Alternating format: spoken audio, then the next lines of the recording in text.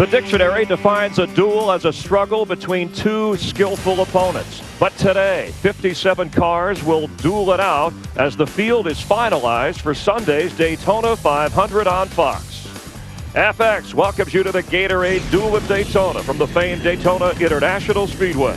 Stars like Dale Earnhardt Jr. and Jeff Gordon will clash with a pack of hungry drivers trying to make it to racing's biggest stage. Right now, let's head to the track for opening ceremonies. Ladies and gentlemen, will you please rise and remove your hats as the Atlantic High School Junior ROTC presents our nation's colors. And now, will you please welcome Dr. Tim McNeil to deliver today's invocation. Let us pray. Our God, as we celebrate today the spirit of America, of life, liberty, and the pursuit of happiness, we pray for these who are gladiators of speed. Grant them safety, wisdom, and valor as they race the race before them. And as we race the race before us, grant us faith, hope, love, and courage to be ambassadors of transformation and change in our culture, our classrooms, and our community. Shalom and amen.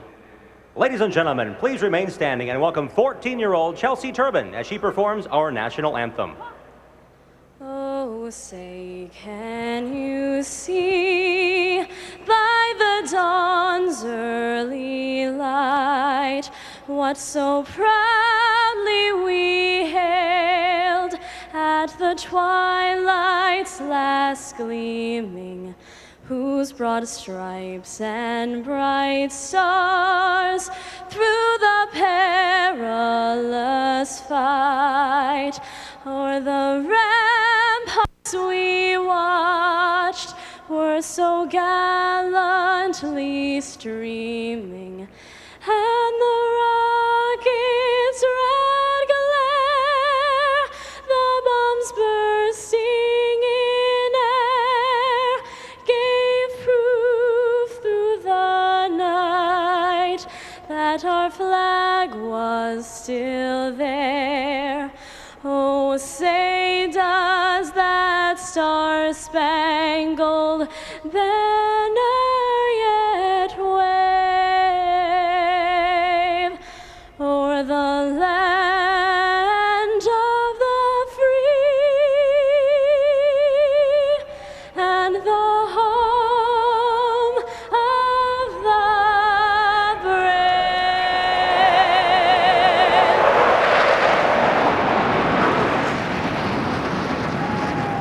A warm, sunny Central Florida day as some of the drivers know they're in. They just don't know where they'll be starting from. Others are trying to get in. 18 drivers scrambling for the last 4 slots in the Daytona 500 field with speeds of up to 200 miles per hour. It should be crazy go nuts. All right, thanks, Matt and guys. And from our corporate headquarters, the Hollywood Hotel, just above the track, FX welcomes you to the 5th season of NASCAR on the Fox family of networks. For all of us here, I'm Chris Myers, and thanks for being with us. The first Gatorade Duel at Daytona, and for those of you expecting the traditional Gatorade Twin 125s, as is the case with all of NASCAR these days, things are bigger and better. 2 races, each one 60 laps, 150 miles. All your favorite drivers will be on the track today, finding out where they're going. And my favorite partner, former crew chief Jeff Hammond, is with. Michael Chiklis couldn't make it, so Jeff is here with us. Oh, and, you know, I kid because I care. Nice to see you back here on FX. All right, so what's the difference, 125, 150? How does that affect what we're going to see today? Big, really 2 words, pit strategy. What you're looking at right now is these crew chiefs are trying to figure out whether to take these 60 laps, do 30 laps, come get tires, or whether they stretch it to the fuel stop window and then come in and get 4 tires. And who your dance partner is has a big effect as far as this race is concerned. All right, guys like Dale Jarrett, Jimmy Johnson, they know where they're going to be. So what's the difference between guys who are in and worried about position versus the desperateness of those who just are trying to get in? I think the key word there is the desperateness. These guys realizing that they've only got one opportunity left to get in the Daytona 500, so picking that right person. Right there, as you take a look at Hermie Sadler, he realizes he's got to go with a guy like Kenny Wallace and work his way into the front to be assured of getting into this race. You heard about names like Kenny Wallace, Mike Wallace, also Martin Truex Jr., Robbie Gordon. They have to run well to get in. Those that already made it in, Jason Leffler, Boris Said, Mike Skinner, and John Andretti. A big day of racing here on FX. Let's now head down to the track for those familiar words you often hear in racing, the command to get things going. And now, ladies and gentlemen, will you please welcome back the Vice President of Sales for the Dollar General Store, Mr. Rick McNeely, for those most famous words in motorsports. Gentlemen, start your engines!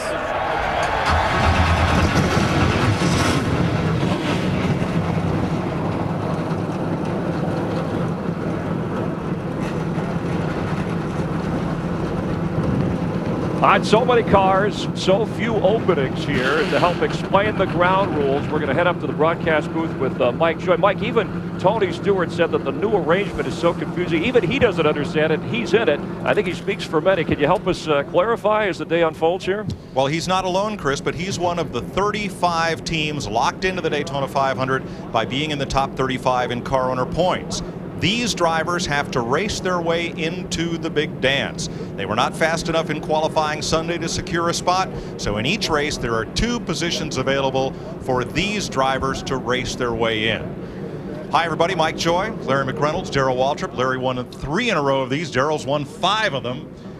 They're tough, but they've always been a part of making the Daytona 500. In 1959, the 100-mile races went to Shorty Rollins and Bob Wellborn. But for the last 35 years, we've had the same system and the same distance, 125 miles, top 15 finishers, counting the front row starter, make the race. Now that's all changed with locking in the top 35 in owner points. So let's start with the outs, then we'll go to the ins. Larry, if you're crew chief on one of those cars we just showed in the graphic that has to race their way into the Daytona 500, how is your race different than it was last year? Well, what you have to remember, we have 28 cars roughly in each race. But if you're one of those teams, what you have to make yourself understand, especially your driver, it's a race within a race. You're only racing 8 other cars, and it's your job as a crew chief and the spotter, no matter where you're running, to keep that driver posted. This is where you're at versus those 8 competitors, regardless if you're running 5th or you're running 15th.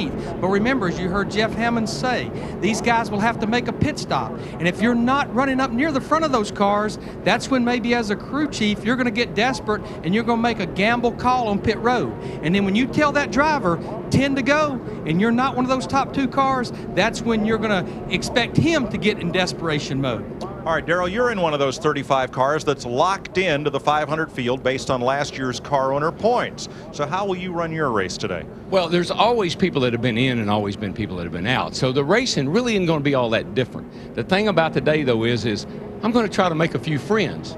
I'm going to start thinking about Sunday and working with guys and seeing who I can work with, because my focus should be information for this car looking forward to Sunday. And I'm going to leave it up to the crew chief to make all those decisions in the pit about when to pit and that kind of thing. But information, and then what Hammond always used to do, take me up in the truck and say, you see that backup car up there? That's that car that you hate.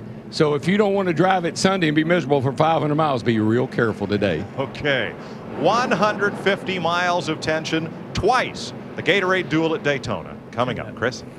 Thanks, guys. So 2 races in one day here on FX. In race 1, the youngest driver, 19-year-old Kyle Busch, and the oldest, Morgan Shepherd at age 63, both trying to accomplish the same type of thing. And the state with the most drivers in today's duel, California, with 9 drivers, Jimmy Johnson among those. And you know it's time to go racing. You can tell by just looking into the eyes of the drivers.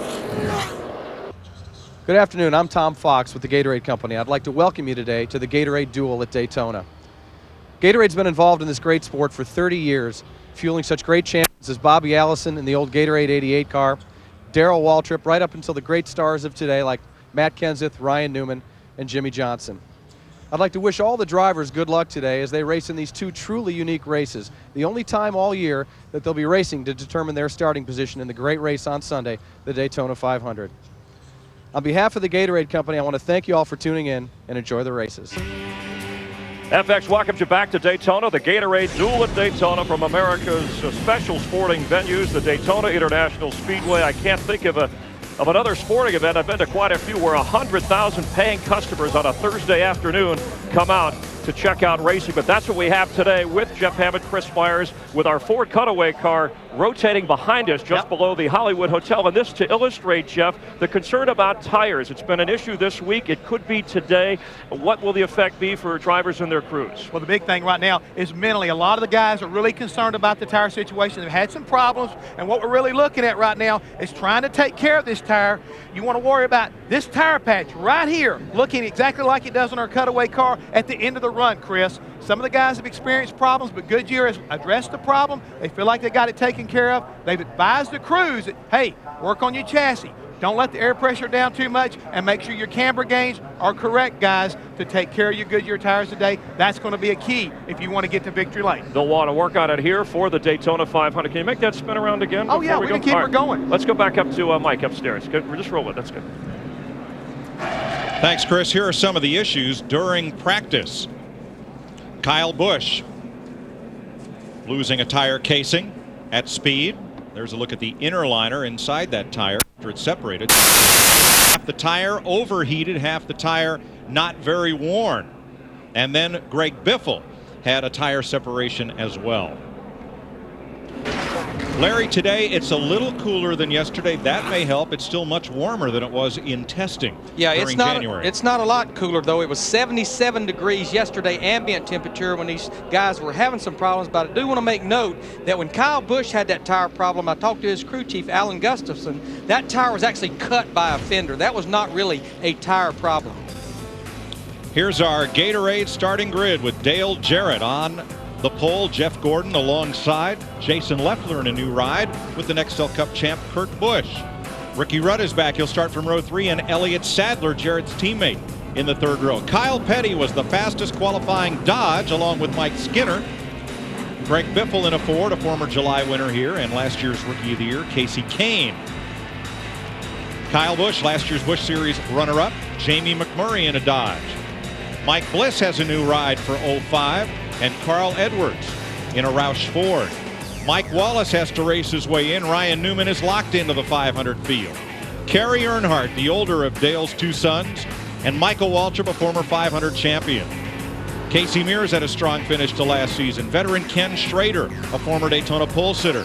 Dale Earnhardt Jr. deep in the field with Kenny Wallace.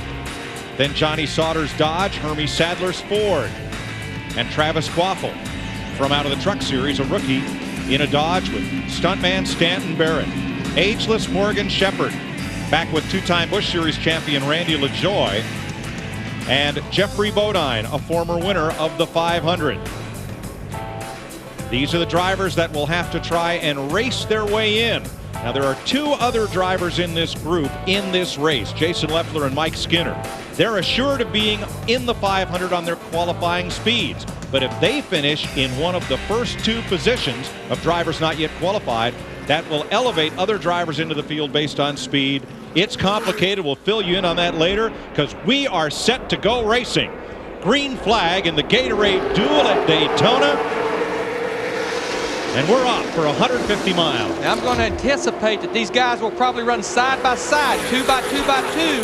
We found the other night that the bottom lanes seem to be the best when these guys are on fresh tires, but I bet you're going to see them run like 2 single file around here for several laps.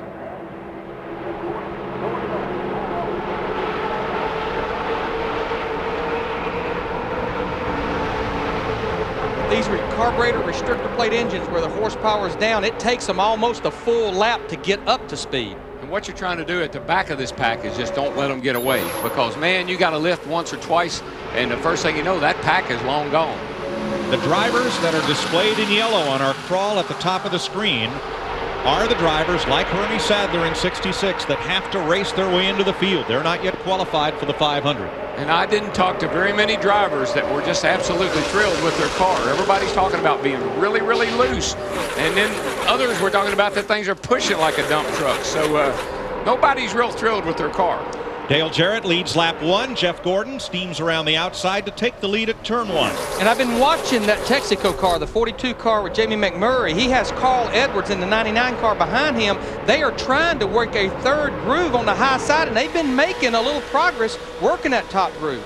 And something you're going to see a lot of, and it just absolutely scares me to death every time they do it, is bump drafting. Bump drafting was always a technique we used going down the straightaways.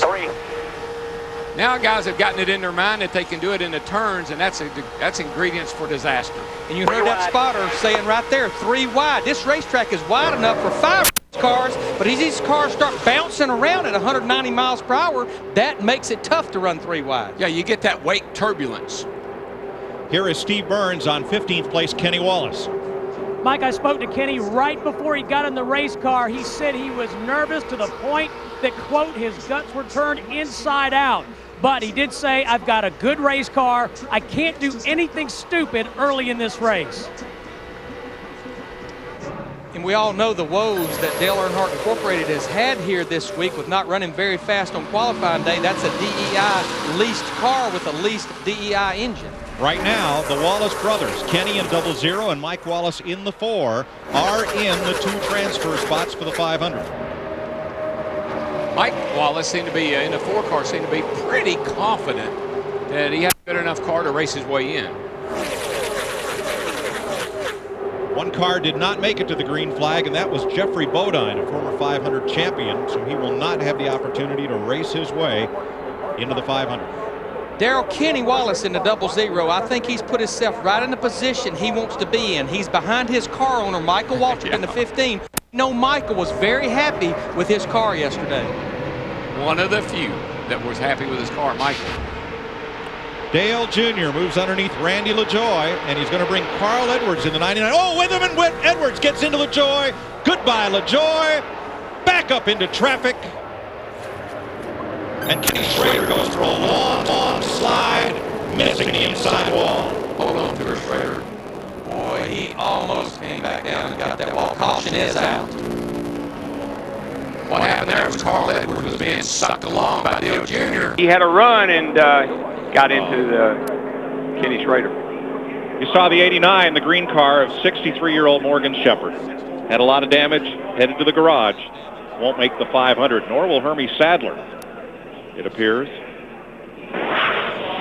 Watch this. You see Junior, he's being pulled along. Actually, it's Randy LaJoy being pulled along, and Carl was trying to go with him. Carl's car picked up a pushed right up into Randy LaJoy, and boy, you can't be much luckier than that not to get T-boned.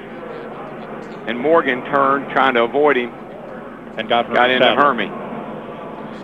And Schrader is just all over the place trying to miss the end of the pit wall there.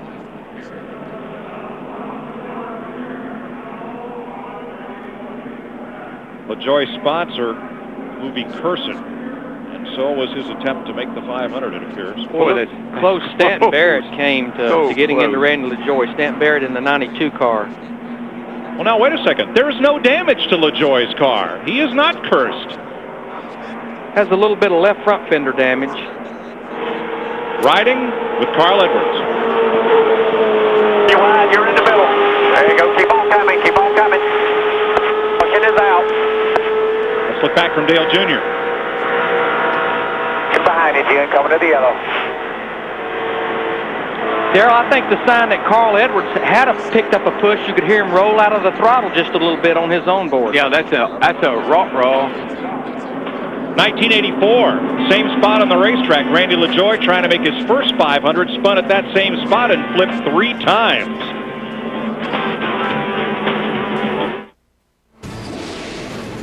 In just 3 days, NASCAR and Fox returns with the 47th running of the Great American Race. 43 drivers will clash in the fastest, fiercest, most high-powered sporting event in the world. Dale Jarrett on the pole trying to win another one. The Daytona 500 Sunday at 1 Eastern, 10 Pacific in high definition, only on Fox. And if you're up high out in Daytona here, you will have trouble hearing with the roar of the engines. These are the top 10 as we're under caution, getting ready to go green. We'll be back here in just a moment. And glad to have you along with us. The Gatorade Duel at Daytona, race 1, coming out of that crash. Now, 2 of the drivers involved are guys who don't need to race their way in, Jeff Hammond. As we see from the beginning here, Carl Edwards, Randy LaJoy, Hermie Sadler, Morgan Shepherd. As we come, it looks like almost like, say, the 99 car of Carl Edwards went up the racetrack, got into LaJoy. He did a great job of keeping it off the wall, but because of the smoke, all of a sudden there was Hermie Sadler. He bounces off the wall just about. Morgan Shepherd tags him really hard, You see Kenny Strader spinning on the inside. Fortunately, he kept it off the wall. He's already in the 500, but for Hermie Sadler, he came down pit road along with Randy LaJoy. They made repairs to the car. They're going to go back, rejoin the field, and hopefully they'll be able to make a charge, maybe get their way up into the 500 yet.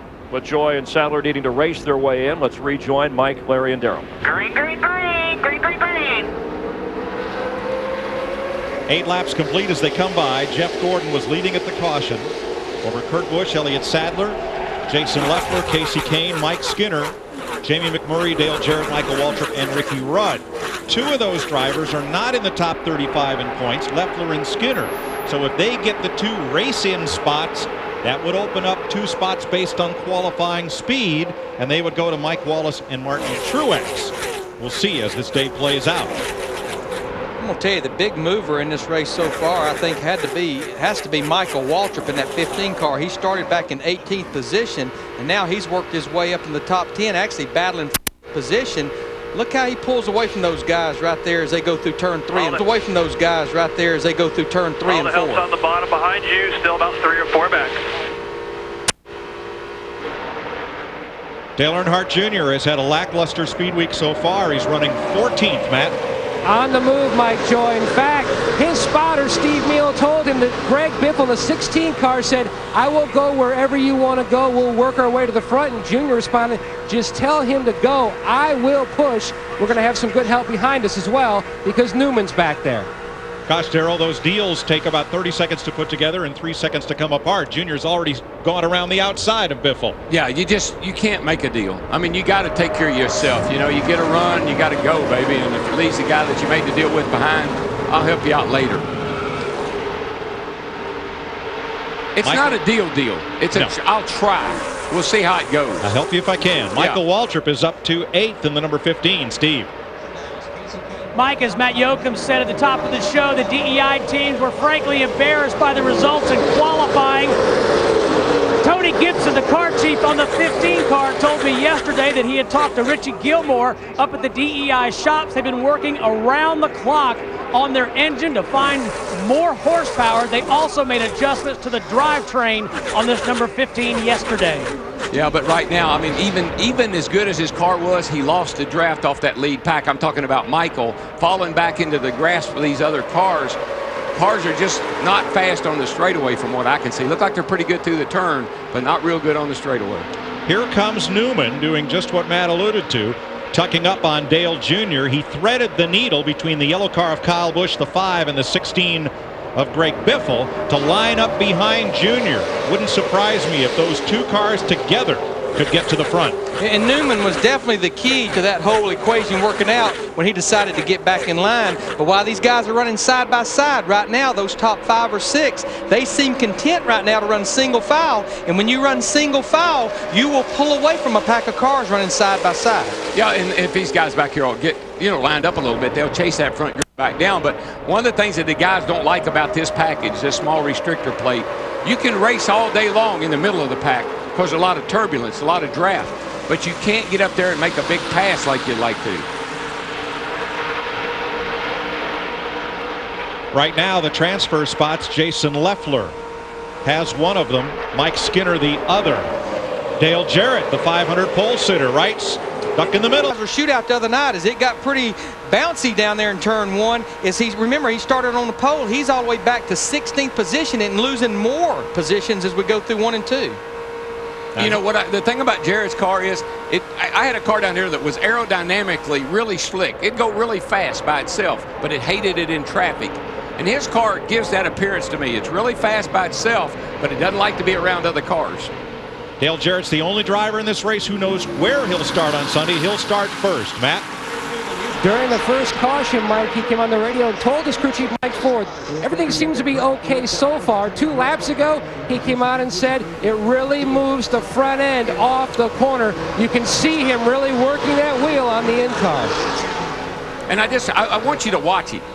When he goes through the corner, watch how he locks up. Every muscle in his body tenses up. His head, everything about him just tenses up. That's what wears you out, restrictor plate racing. Plus, if you could see his eyes, he's glancing back behind him as much as he is ahead of him. 13 of 60 laps complete. At least one pit stop to come. We've had one caution flag so far when Randy LaJoie got turned around. Now here's the familiar side. Teammates team up. Now, 2x2 in your mirror now. 8-12 on the bottom. 20. Darrell invented a new word Saturday night, and I like it. Co-opetition. Yes, sir. It's when competitors cooperate for common benefit. But this is different. Here are the two DEI cars that have been dominant at Daytona in years past. The 8 and the 15 linked up nose to tail. That's teamwork there. Co-opetition is it can be anybody as long as it's helping somebody. But now what happened in about 2 laps is those top 5 or 6 we were talking about a while ago, they decided to get a little racy. Now our lead pack of 6 cars is 21 cars within 2 seconds of each other. Flirting with that yellow line, I know that. Mike Skinner, Jason Leffler have the 2 transfer spots right now into the Daytona 500 with 14 laps complete.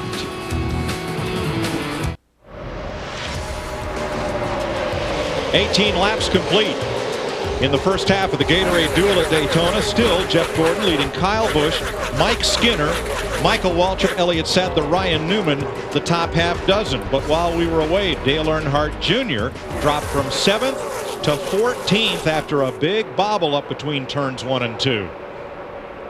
Well, what happens here is that Jamie McMurray in the 42 car gets up behind Dale Jr. and starts bump drafting him down into turn 1. And I think he just got him in there faster than Dale Jr. really wanted to go. Don't see it there, but he pushed him a couple of times to get him. Let's see it on board. Now this is on the straightaway, so this is fair game, right? Coming down to turn 1, bump. A little more, bump. Now that picks up about 5 miles an hour going into that corner. And Jr. wasn't ready for it, and the car took off. Matt? Mike, all he told his team on the radio, it is almost spinning out.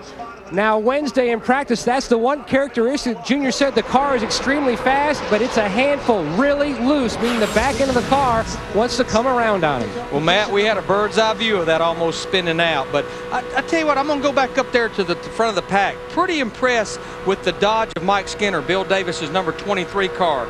He qualified back in 13th position. He just was patiently working his way up toward the front. But we've seen this with the Dodges. You see Ryan Newman back there in the 12. Those cars did not qualify very good. But we felt like when this racetrack got very slick, as it is today, these cars would handle good because they have good downforce in the aero part of them. Mike Skinner won a qualifying race here in 2001. Dick Berggren on the leader. Jeff Gordon today drives a brand new race car named Soldier, and it's handling very well. He has been quiet on the radio, has told the crew only that the car is a little bit loose when other people get close to him, and that it pushes a little bit off turn 2. Oil temperature 190, water 230. Steve? Dick, 24-year-old Casey Kane in that 9 car just telling his team the back of the car is starting to get free, especially from the center of the corner off the corner. Matt Yoakum. Steve fading to the back, pole sitter for the Daytona 500, Dale Jarrett in the 88 car. He says, I'm trying to run high when I can, but I am just way too tight. Shades of what happened during Saturday night's Budweiser shootout. DJ struggling again.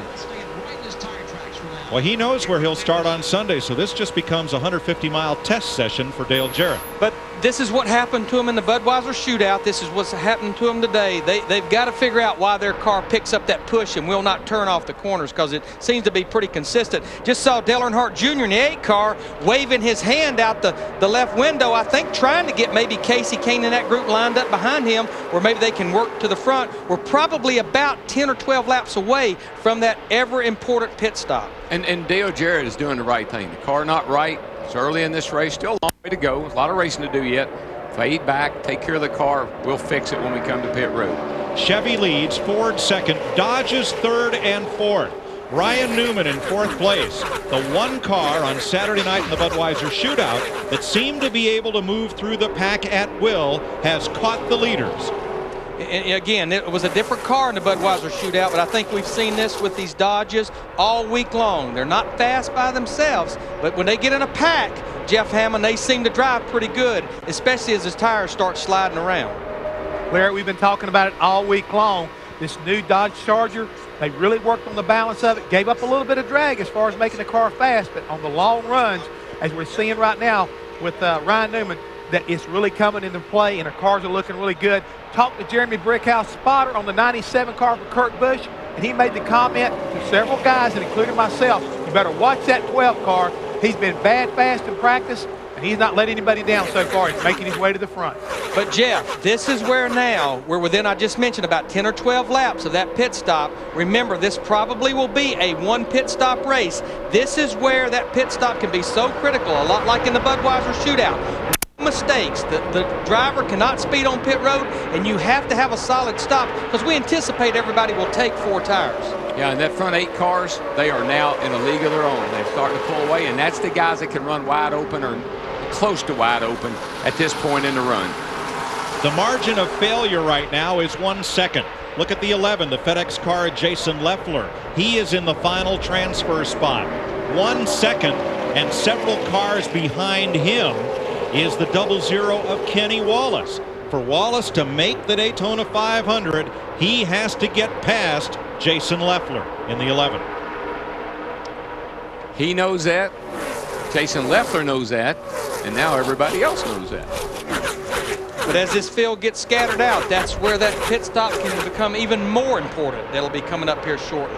We see Casey Mears in the 41 car there on the bottom. He was one of the few cars back on about lap 5 when we had that first caution. He came to pit road and made some adjustments and got 4 fresh tires. He could run a little further, but he will not want to. He'll want to come with the pack. No, but there's 7 laps difference in his tires and the guys in front of him, and that 7 laps is huge this year down here as far as grip and how the car drives.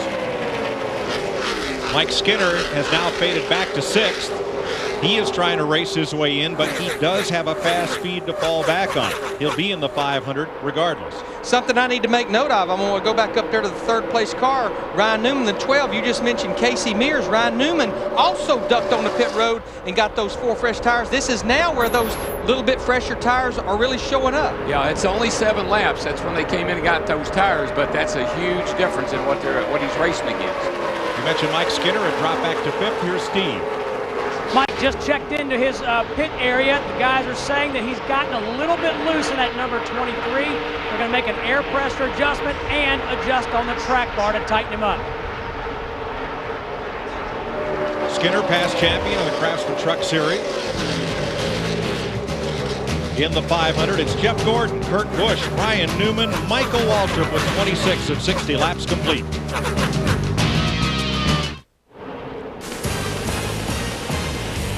Daytona brought to you by Gatorade Thirst Quencher. Gatorade, is it in you? Jeff Gordon leading on lap 29 of 60. We've already had a caution. Let's check in with Steve Birch. Steve? Mike, Kenny Wallace had to hit pit road. He feared he had a tire going down. They're looking long time on the left rear tire. On that 00, they did make a chassis adjustment 1 round out of the left rear. Michael Waltrip will come soon as well. He fears a tire's going down. Dick. Jeff Gordon, the leader in. They are taking outside tires so far. 97, Kurt Busch, who had been running in 2nd spot, pitted right with him. No surprise, there was conversation between those 2 crews. 4 tires everywhere. Matt? The 16 car, Greg Biffle, overshot his pit stall. He had to back up, losing significant time here on pit road. Meanwhile, Dale Earnhardt Jr. is already in. He's down and away. Holstener Dale Jarrett pitted the lap before. Significant track bar adjustment for DJ. 20 cars pitted on this lap. There's the race off pit road. Still under green. See Casey Mears in the 41 car. We're seeing the other 4 cars that did not pit with that group. They're hitting pit road now. Now there's a mistake right there. It looks like Jamie McMurray has stalled the car and they can't get it refired, or something has happened possibly that will not let that car go. Only wide open. Jason Leffler. Car just fell off the jack. Another mistake, Darrell, right there by the pit crew. This is a brand new pit crew for Jason Leffler. So we've seen the 16, the 42, and the 11. All 3 have trouble on their pit stop. And McMurray finally gets fired and he's away. Tell you who didn't have any trouble on his pit stop was that 15 car. He beat everybody off pit road. Dale Jarrett the first to come down pit road with Kenny Wallace, and 18 of the front pack followed soon thereafter. Now this is who won the battle off pit road right here. Is Casey Kane in the 9 car. He's running here with Randy LaJoy in the 34. And Darrell, in most racetracks we go to, a lead like this would be great. but it will not be good because those back 5 or 6 right behind him, they are running him down about a second a lap. Now, you think those 2 cats took 4 to get that far ahead of everybody else? I didn't know. I was watching that group behind them, and I didn't see it. I just was curious. We'll find out. Casey Kane. I got to get my best man on it. Kane and Waltrip were the first 2 off pit road, and that's the way they'll come by to complete 32 laps. Ryan Newman in 3rd. Kurt Busch in 4th. Jeff Gordon 5th. Ricky Rudd 6th. Dale Jr. in 7th. Kyle Busch, Travis Quaffle, Jarrett, and his teammate Elliott Sadler. The reason Casey Kane won the battle off pit road, we just received the confirmation. He did change his 2 tires, and there you see how fast Michael Waltrip in the 15, the group he's pulling along, and they probably will just drive right by Casey Kane. Looks like they're going to kick him to the high side. Well, what set that all up was Saturday night a week ago when they saw Ryan Newman take 2 tires, get a huge lead, and then hang on to finish 2nd. I think that's what the thinking was right there. But Darrell, he only had to hang on for 15 to 18 laps with about 30 degrees less track temperature. Oh, I know. I mean, I'm not. I'm just saying that's what set that up. I don't know. You're preaching to the choir. I'm not saying it's a good idea. We'll find out. I know that. Let's get an update on those stops, starting with Dick Berggren. Kurt Busch, car number 97, had an excellent stop, Mike. 4 tires on that automobile, and what's most interesting about it is that the defending Nextel Cup champion was able to hold his entire crew from last year. That's unusual. Ordinarily, when a guy wins the championship, other teams raid his crew and they try to get fast tire changers, a quick jackman. All the guys stayed with Busch, and they are doing very well today, Steve Burns. Hey, Dick, a couple of updates on 2 cars that are out front. Michael Waltrip, they took 4 tires and they raised the track bar, the only chassis adjustment of the number 15. And Casey Kane, yeah, they took 2 tires, but they wanted to take 4. Kane slid through the pit box, so they only put on 2 tires. Matt.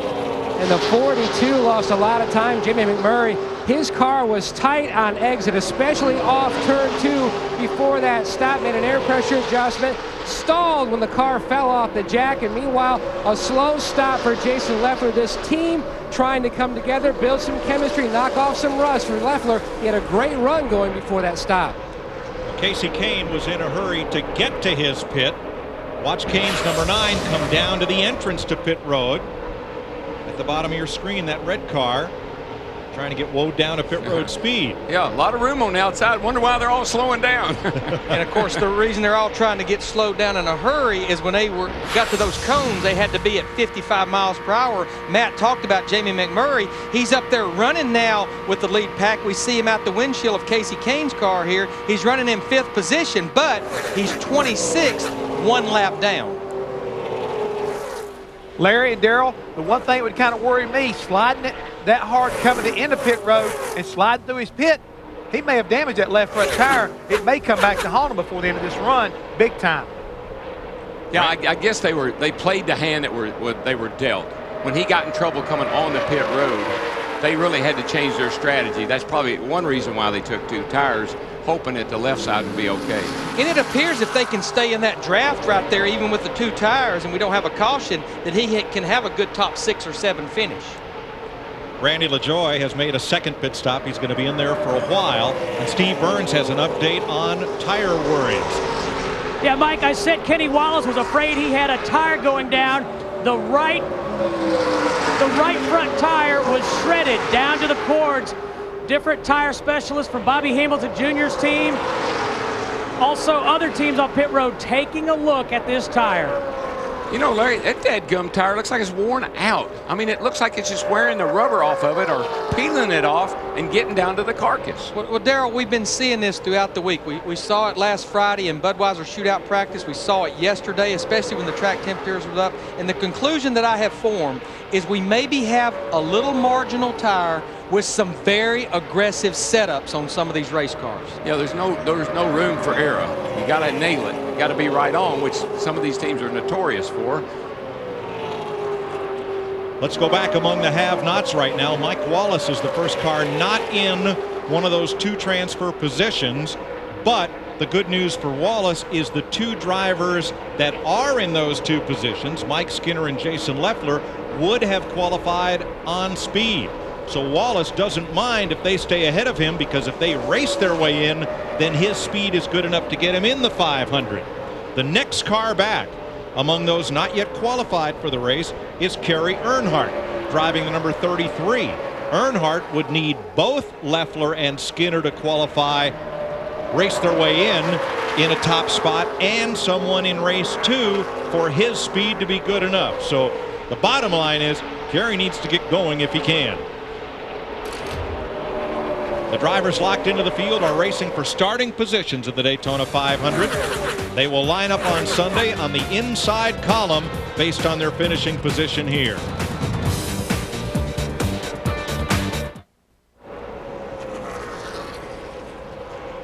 Two-thirds of the way through the first half of the Gatorade Duel at Daytona, and Michael Waltrip out in front of Ryan Newman, Kurt Busch, and Jeff Gordon, who continue to run single file nose to tail lap after lap. Let's go to the pit. Matt Yoakum. Mike taking a look at Dale Earnhardt Jr.'s right front tire.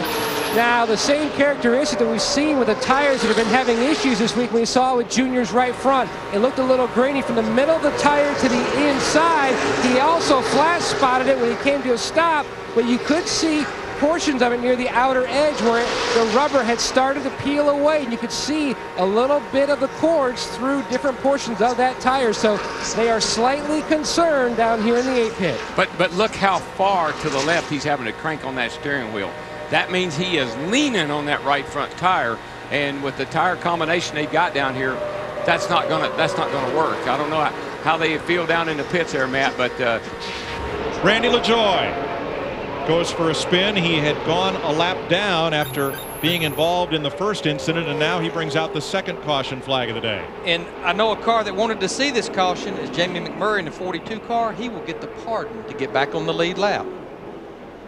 Harold, Randy, that's tape on the left front corner from the previous crash. Little bit of that valence has come apart. he has no tires visually down, but one of the things that's been happening is they've been losing the, wearing them down to the cord, so I'm not sure what caused this problem. Jeff? Mike, one thing right now is for a lot of these teams, do you come to pit road or do you try to stay out and get back track position as far as that's concerned? For the leaders, if I was Michael Waltrip, I'd come get me 4 tires and race it hard to the end. But for a lot of guys, they may think about staying out to get in front of him and maybe take advantage of the draft. Well, these guys, Jeff, they've been out there now for about 13 laps on these tires. We saw earlier what Casey Mears and Ryan Newman did with a little fresher tires.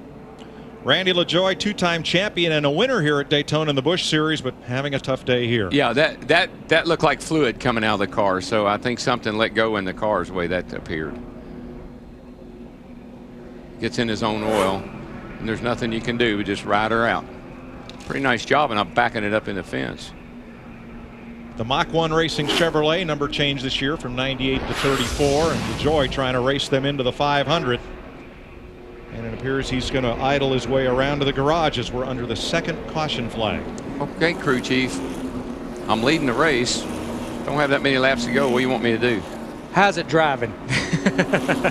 How's it feel? I tell you what I like. I like looking at the back of that pace car, but guess what? The pace car is going to be out there by himself. He and Jamie McMurray and Schrader are the only cars going to stay out. Well, remember, Jamie McMurray had to stay out, Mike, because he gets the free pass to get back on the lead lap. Dick Berggren. Well, Kurt Busch initially wanted to stay out, but he had to come in with everybody else. You cannot stay out there if everybody else is going to get 4 fresh ones. So everybody around me is getting 4 fresh tires. The 8 is in, a track bar adjustment already for Dale Earnhardt Jr. He almost slid through his pit stall, smoking that left front tire, Steve. Matt, Michael Waltrip saying, I need to be just a little bit freer, just a little freer. 4 tires for Michael Waltrip. Elliott Sadler won't get going. 2 crewmen had to push his car down through traffic. Finally, it fired. Making those mistakes on pit road here late in the race. And I was mistaken. Schrader did stop. It was Hermie Sadler who stayed out. All right, remember, I talked about desperation. Remember, Johnny Sauter in the 09 car, he is not in the race or was not in the race where he was running. They followed everyone to pit road, and at the last minute before the commit cone, he drove back out on the racetrack, making that desperation move trying to get in this race. I think it's a good move, Darrell. I think it's the only shot he's got, I think. Yeah, I mean, I think it is the only shot, DW. Do what you got to do, you know. Well, if he follows the leaders and he gets 4 tires, he's going to follow the leaders. Not only would Sadler's car not fire, not restart from the pit box, now it's trailing smoke.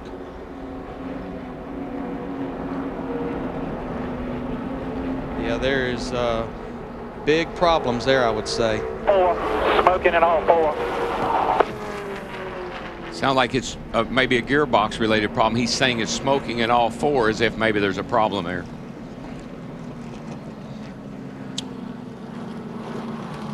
Let's show you what Johnny Sauter did coming toward the pit.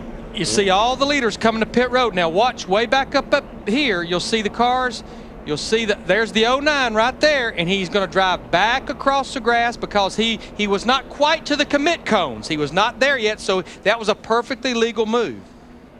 Sneaky, but legal. Well, that maybe he was forced to kick back. You know, there's a lot of traffic there. Maybe he had no choice, and now he has to play that hand.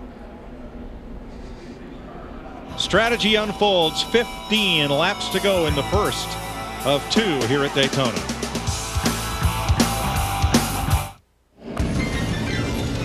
Hey, this Monday, Speed Channel presents the NASCAR show for the NASCAR masses. NASCAR Nation. It's more than just news and all-access pass to the hottest sport in the country. Declare your own citizenship. NASCAR Nation, exclusively on the Speed Channel. FX, glad you're with us. Great crowd, about 100,000 here on a Thursday afternoon in Daytona. Moments ago, we're in the first of 2 races today.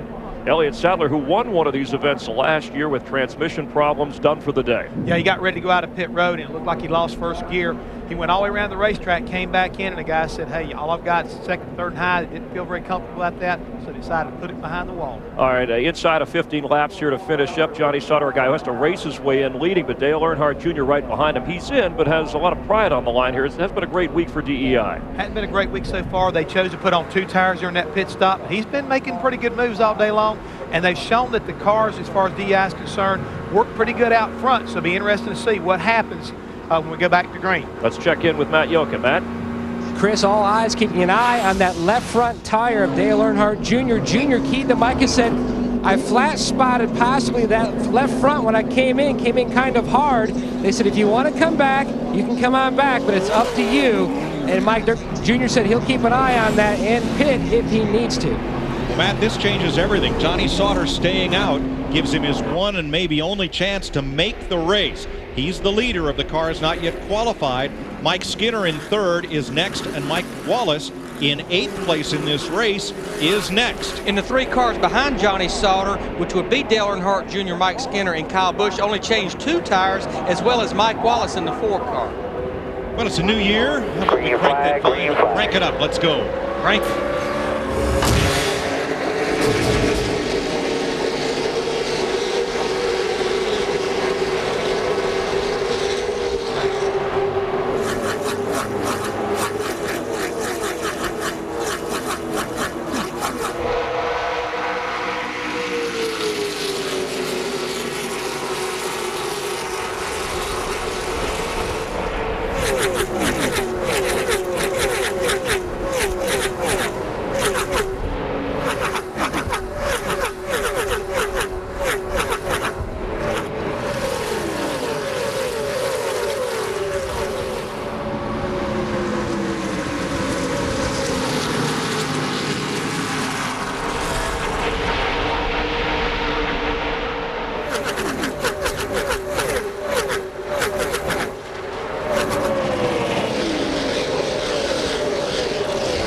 Laps to go. Johnny Sauter, driving James Finch's Dodge, has his big chance to make the big dance, and he's holding them off. And I think the biggest thing he has to do, Darrell, if he possibly can, if that car will let him, is especially through the corners, run the bottom, hug that yellow line. Yeah, I think so, and really he's in pretty good shape because the guys that are around him right now aren't any faster than he is. The fast guys are coming up on him.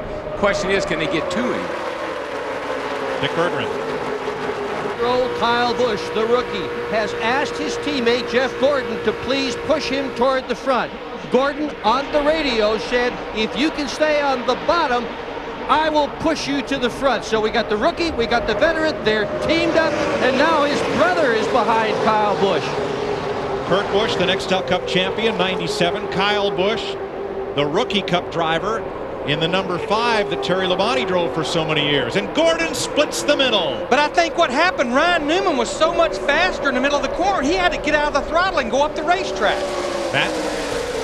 And the 12 and the 8, Mike, were trying to get back together. Steve Meal, Junior spotter, was keeping Junior abreast of where the 12 was on the racetrack, which pack and which lane he was coming fast in. And suddenly, it's rush hour, 3 lanes wide. Oh, yeah, I saw a little smoke come off a couple of cars. This is not a comfortable place for anybody to be right now, not with most of these cars already in the race.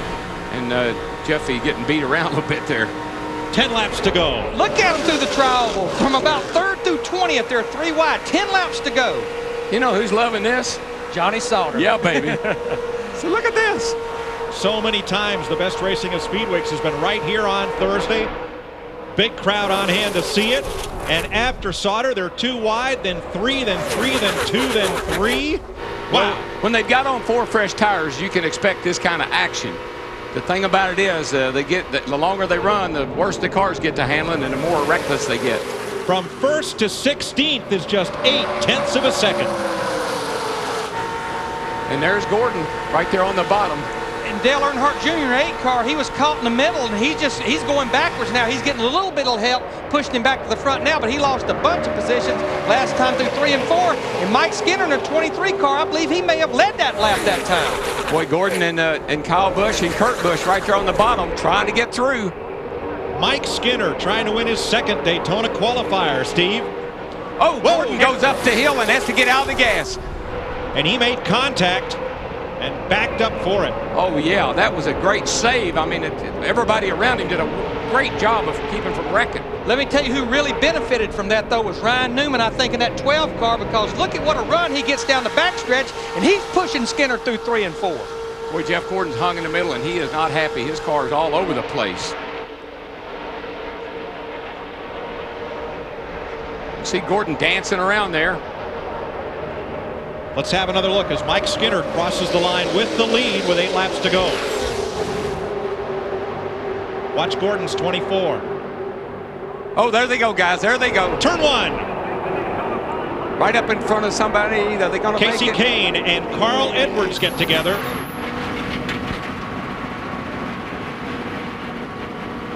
That sounds like a tire down, doesn't it? Oh, yeah. That's cars shaking, tires blown out.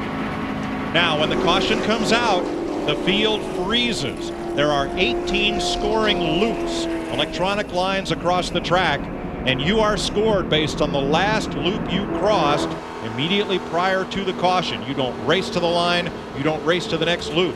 You are frozen in position. And I know this is exciting to watch because my heart is pounding out of my chest, but that's exactly what you expect to happen when they get to racing around like that. Right in the middle, Carl Edwards. Jeff gets into the 11 car, gets him loose. Gets the 9 knocked sideways by the 77 car of Quaffle, and that took Casey Kane in the 9 car for a ride. And that right there is why you hear our voice go up an octave when we talk about 3 wide. Gordon and Leffler. Contact. Kane comes right across the nose of Carl Edwards in the 99. We were lucky that was not about an 8 or 9 car pileup. Let's ride with Casey Kane. See right in front of him. Jeff gets over into the 11 car. Kane has to lift ever so slightly, gets run into from behind by Travis Quaffle in the 77. Let's ride with the 11. Yeah, this ought to be a good ride. Looked like the 77 got in the back of Casey. 77, yeah, Travis Quaffle. Carl Edwards coulda, woulda missed this, but, well, couldn't have. You'll see the 9 come across there. You just see Jeff Gordon squeeze up into the side of Jason Leffler or into his left front wheel, got him loose, and that's what created all that. Now, what got him up there, Darrell? What got Gordon up there? Jeff was really fighting with his car. He got hung in the middle. Kyle Busch got loose in front of him, in front of Gordon. And he was trying to avoid him. Got over into Leffler. Kyle Busch, the 5 car. All I know is Jeff was in the middle and he was having his hands full trying to hang in there. Carl Edwards' crew at work. So now the transfer spots with 7 laps to go as we continue under caution are Mike Skinner and Johnny Sauter, who fell to 7th, but is still the second not yet qualified car in the running order. I just saw smoke coming out of Johnny Sauter's car there. Looks like it's smoking here. If we have, they come to the line this time with 6 laps to go, I think the engine's blowing up on that car. Yeah, that's coming out both pipes. What a shame. There's Casey Kane. He is out of his car. He's okay. His day is done, but he'll be in the Daytona 500. 6 laps to go, and this is just the first half of today's doubleheader.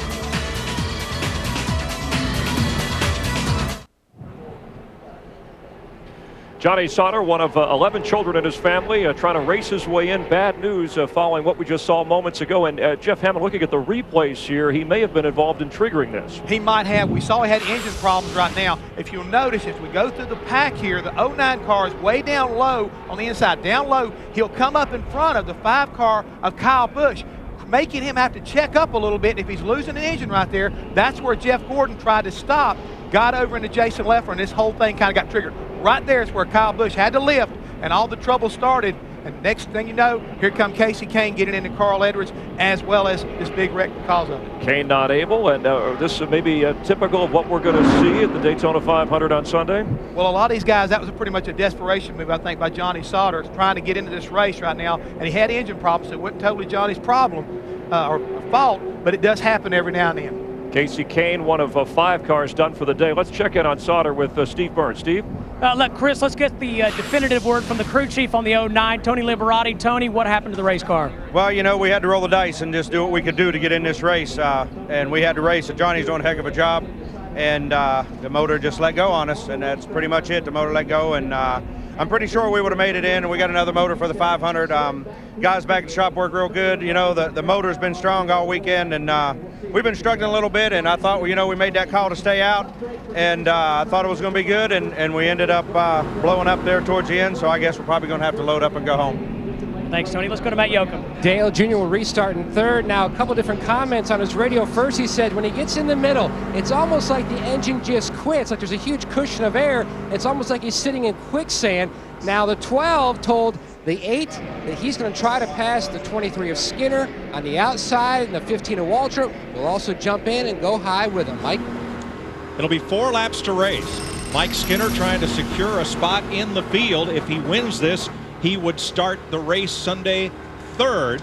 If he is not one of the top 2 cars, not yet in a qualified spot, he'd be back about row 18. So let's see how it fares for the Bill Davis team, who won the Daytona 500 with Ward Burton a couple of years ago. And you can usually tell who's got a lot of power by these restarts.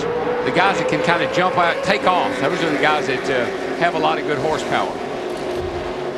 Kind of lag back means it takes a while to get her wound up, you know. What Mike Skinner in the 23 car wants to do here, our leader, he don't want to get too big of a lead and let that group, especially Ryan Newman's been so strong, get that run on him. Got to give a call to Casey Mears in the 41 car. He's made an extra pit stop at the beginning of the race, started back in 19th, and he's up there battling in the top 5. Now, Casey's got a fast car. He's been fast all week. He was fast in the Bud shootout. It looks like it's coming around for him. Mike Skinner won a qualifying race here in 2001 for Richard Childress. Steve? And Mike, on his last pit stop, Mike Skinner took just 2 tires, but when the caution came out most recently, he said, boys, we didn't need to see that caution flag. Poor Dale Earnhardt Jr. in the 8 car, he put those left side wheels below that line, and that's a little different banking transition. Yep. It upset the car. What happened was Junior was going to, or the 12 was going to get a run on the 23 on the outside, realized he couldn't make it, dropped down in front of Junior. Junior had to go to the bottom. 3 laps to go. Skinner in the show. The last transfer spot, a battle between Mike Wallace, number 4, and Kerry Earnhardt, 33. There is the gap. Wallace is in, Earnhardt is out right now.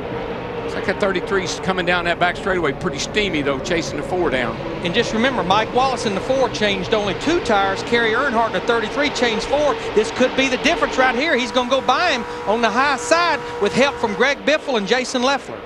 This would put Earnhardt in the race by his finishing position, and Mike Wallace would still get in the race on speed if Mike Skinner stays up front.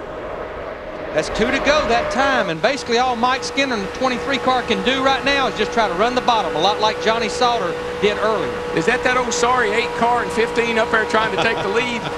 Again? Again, look at them. On the outside of Ryan Newman, it looks like they might make the pass. They've got Kurt Busch with them, and then Ricky Rudd on the outside. I'd say that looks like a big 18-wheeler rolling down the track right there. Here they come on the outside. Got the push right around Skinner. They go. Here comes Kerry Earnhardt around the outside of Casey Mears, racing his way into the Daytona 500. Side by side for the lead. It'll be 1 to go. And Mike Skinner in the 23, there's not a whole lot he could do right there. White flag this time. They were 4 wide, and Dale Jarrett got squeezed out of that sandwich. Yeah, Dale said, you know, I'm on the pole, and guess what? Right. You boys just go right on up there. Ooh, somebody's getting forced high, but they held on to it. Last lap. Kerry Earnhardt in the 33, Greg Biffle in the 16. They've been working right against the wall through the corners, getting 3 or 4 cars a lap. Half a lap to go. Biffle's been good all weekend. Comes Ryan Newman. Got the push. Now, who's back there against Kerry? Kenny Wallace in the 00. Battling Kerry Earnhardt, 33 and 00 for the final transfer spot. See Jamie McMurray in the 42 car. Remember, it wasn't that long ago. He was down a lap. Down to the line in the first to the Gatorade Duel.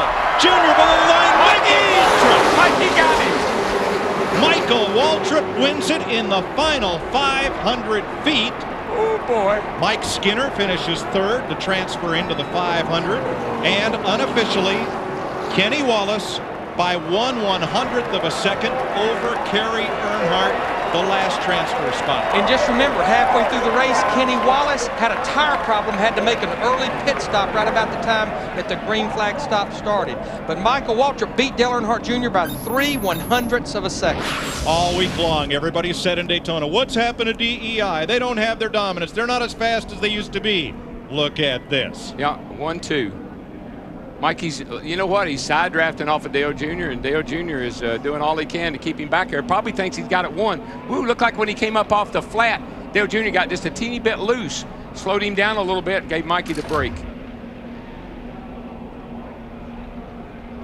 Last time I saw a finish like that, it was at Talladega, and it was you and who? Terry Labonte looking at each other. Ron Bouchard came around the outside to beat you. So I don't remember that guy being there. Good job, Mikey. Michael Waltrip, who won a qualifying race in 2002, will be headed to victory lane at Daytona. And we're only halfway through the day's racing.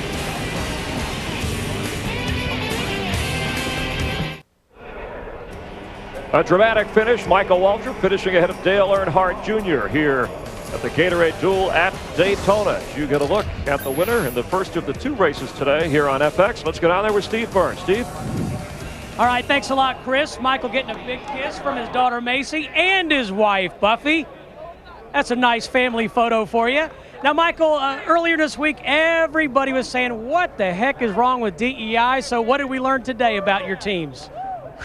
It's just, it was a little too early to tell. Dale Jr. is the coolest dude in the whole world. He said, all things will be clear after Thursday. And I think maybe he was right. We've got fast cars, and these boys I got here working on my car, they just make me so happy. We worked real well. I got a setup in here that I've never raced before, and it feels great. And it's a fast car, and they've got us more power coming. After all the talk, you know, people wanted to see if they could do anything else, so more power's on the way. Tell us about your key move to win this race, Michael. It's tense, and I knew when I got to second with Dale Jr. that I had a shot because Skinner had a fast car. So coming down the back straightaway, I just rode out of the gas and blocked and hoped that they would get to my bumper. And when they did, I got to turn 4 and I was pushing so bad, but the front end just stuck enough for me to keep a good line. And I side drafted off Dale Jr. I thought he was going to go in the grass, so I just followed him down there. But what a great teammate. I'm just so blessed. It's been a wonderful offseason. Operation Marathon was a huge success with the Las Vegas Marathon and raising $1 million for the camp. And new team, smiles all around. These guys feel like we can win a lot of races, and that permeates through the whole organization. And I'm thankful for Napa, Bass Pro Shops, Domino's Pizza, Coca-Cola, all my sponsors, Costner Furniture, and if I'm forgetting anybody, you'll have to forgive me. No, you're doing good. Best Western, thank you. All right, thanks, Michael. And Chris, he talked about that marathon. He ran 26 miles in under 4 hours, a personal best to go with a win today. All right, Steve, I bet he's sweating a little more right now. His second Gatorade Duel victory, and here is the finish. Mike Skinner trying to hang out, but here comes Junior and Michael Waltrip. In fact, Michael's finished 9th or better in the last 12 Gatorade Duels. Let's check in with Matt Yoakum, who's with Dale Earnhardt Jr. Matt? A lot of work by Dale Earnhardt Jr. to get to second, but still a lot of work left for Sunday, Junior. Yeah, we got to work on this car a little bit. Michael had a real good car, and he did what he had to do there at the end to win. He helped me a lot to get up there and just to be able to finish second. I'm pretty lucky, but we was running along there in the middle of the race, and the car just got so loose I couldn't drive it, and I back crashed a couple times, and just had to get back there and regroup a little bit. But I'm real happy with finishing second. I was hoping I could have won it, but just Michael, he did what he had to do. He did the right moves, and I was just kind of sitting there, easy pickings. But what about the comment about quicksand? Well, no, it's just running out there. The guys, I just couldn't stay in front of them, man. There was 3 wide behind me when Gordon and back wrecked there. I just felt like I was holding them all up. We slowed our car down from yesterday. We had a real good car in practice yesterday, and we slowed it down a little bit. We'll go back and change the lanes, get it right. Junior finishes second, his twin 150. Guys? All right, thanks very much. Of course, Junior's older brother, Kerry Earnhardt, trying to race his way in along with Kenny Wallace. Let's first check in with Dick Bergman. Dick? With Mike Skinner, who finished 3rd in that race, and one might think you'd get out of the car with a huge smile. You haven't smiled yet, man. What's going on? I'm just happy. I'm happy that Team Argent Mortgage came on here and helped Bill Davis out with this effort with the 23 car, and I just I'm excited. I saw deja vu there with me and Earnhardt there a few years back, and thought we had a pretty good shot at it. But when Michael was pushing him back there, I was just a sitting duck. As long as Ryan was staying up there, I was good, you know. And Ryan had a pretty good run on us one time, and I was able to block him. And I thought Ryan was going to be able to stay up there, but when Little E got on the outside of Ryan, it killed his momentum, and that 15 pushed that 8 by. I was like, we're just a sitting duck. But I really appreciate everybody, and I appreciate the sponsor coming on, and Valvoline, and everybody that's helped us. I want to thank Toyota for letting me do a little moonlighting, and all the people that helped me, Justin Boots, and Maui Jim Sunglasses, Easy Go Golf Carts, and a lot of people that's came aboard this year that's really good support for us. Watch Mike Skinner on Sunday. He's got a fast car, and he's as good as anybody on these restrictor plate races, Chris. Yeah, Dick, so Mike is in. So winning the race is one thing. Getting in another. Kenny Wallace, double O car. Kerry Earnhardt, we mentioned moments ago, in the 33, battling each other to try to be the transfer or race themselves into the Daytona 500, keeping an eye on where they finish. Let's check in with Matt Yoakum. Matt? Kenny Wallace, that patented laugh. You're giving body motions of how you got around that corner, and you raced into the Daytona 500. Come here, Ricky. It means a lot for somebody like this to come up and congratulate me. He raced his butt off, man. He earned it in here. I tell you, I wouldn't want that pressure. Good job. It was incredible. I don't want to take your time. Good job. That's okay. We had right front tire problems. We had the car too tight. Then the fenders were too close. We couldn't get the tire on the pit stop. I was screaming and hollering, we're ruined. I felt like Mark Martin. I said, we're junk, we're ruined. And I seen Randy LaJoy blowing that motor, and I loved the heck out of him, but I'm like, thank God. And then it was just one move on the white flag lap. I had to run. I swear I was running 220 mile an hour. I went 4 wide, and I'm in the Daytona 500. And let me tell you what, it's going to be in the papers tomorrow. I'm so excited. I can't stand it. I'm just so $100,000. $100,000 my part. Yes. 7 1,000ths of a second. Well, you know what? Junior said he was going to take care of Kerry. And, Junior was up there doing his deal, and Kerry, I'm going to tell you what, Kerry did a great job. I'm not saying that because I'm in. I came down here, and I thought, okay, if I'm flipping and I get by him, we can take out the backup car. So I got it right about here. And it was like a tiebreaker. I started turning into him, just turning right. And I started surging ahead. And don't let anybody ever lie to you. My gut has been tore out. I haven't been able to sleep. I'm in the Daytona 500, and we earned it. We're there because we did it. We did it. Nobody broke. Nobody did anything. I'm so excited. He will race on Sunday, Mike. All right. Thanks. That's Kenny Wallace, the shyest of the Wallace brothers. And we might have all three in the Daytona 500. We'll talk about Mike's chances to race with Rusty and Kenny when we come back. But the winner, Michael Waltrip. And here's how it sounded when he raced across the finish line moments ago. Stand by for that as we get set. We won the race! Can you believe it? That was the coolest. Wasn't that? And we'd like to welcome Office Depot to the NASCAR NEXTEL Cup family. Remind small business owners to visit their local Office Depot to find out how their business can win designation as the official small business of NASCAR. You'll be featured on the 99 Office Depot car. The winner announced under the lights in Darlington on May 7th. Nice to have you with us on FX. We have another race to go, but let's quickly take a look at the Gatorade Duel at Daytona, race 1, and on lap 5, you see Randy LaJoie, who needed to race his way in trouble with Carl Edwards. 5 cars involved in this, bringing out the caution. There goes Ken Schrader slipping and sliding, but he will be in the race on Sunday. And a little bit of teamwork. The DEI cars, this was a signal early, Jeff, with Junior and Michael. Yeah, looks like days of view right there, but all of a sudden, the 8 car goes up the racetrack right there, early part of the race, but he recovered very well. And here's Elliott Sadler. Looked like he was going to have a strong day, but he loses the transmission and behind the wall. Lap 52, you'll see Casey Kane involved. Johnny Sauter trying to live the American dream. He needed to race his way in. Part of triggering this, had to be aggressive, wound up going home. Carl Edwards involved in this as well. As you take a look at Casey Kane slipping and sliding, done for the day, but he'll be in the Daytona 500. And you see Johnny Sauter's dream coming to an end with Mike Skinner trying to hold on. Michael Waltrip followed by Dale Earnhardt Jr. crossing the finish line to pull out the win. But again, Kenny Wallace edges out Kerry Earnhardt 7/1000ths of a second to work his way in as a transfer. And Mike Wallace is also in as well. Yeah, we had some great racing right there. If you take a look, Kenny Wallace is back here in 10th place. He will be in the Daytona 500. And even though some of these guys, where they finish like Kerry Earnhardt, he's going to have to wait and see how things go in the second race and whether or not he's going to be able to get into the Daytona 500. Dale Jarrett started on the pole. In the upcoming race, Jimmy Johnson will be on the pole. Lots more to come on the pole when we come back. Don't go away.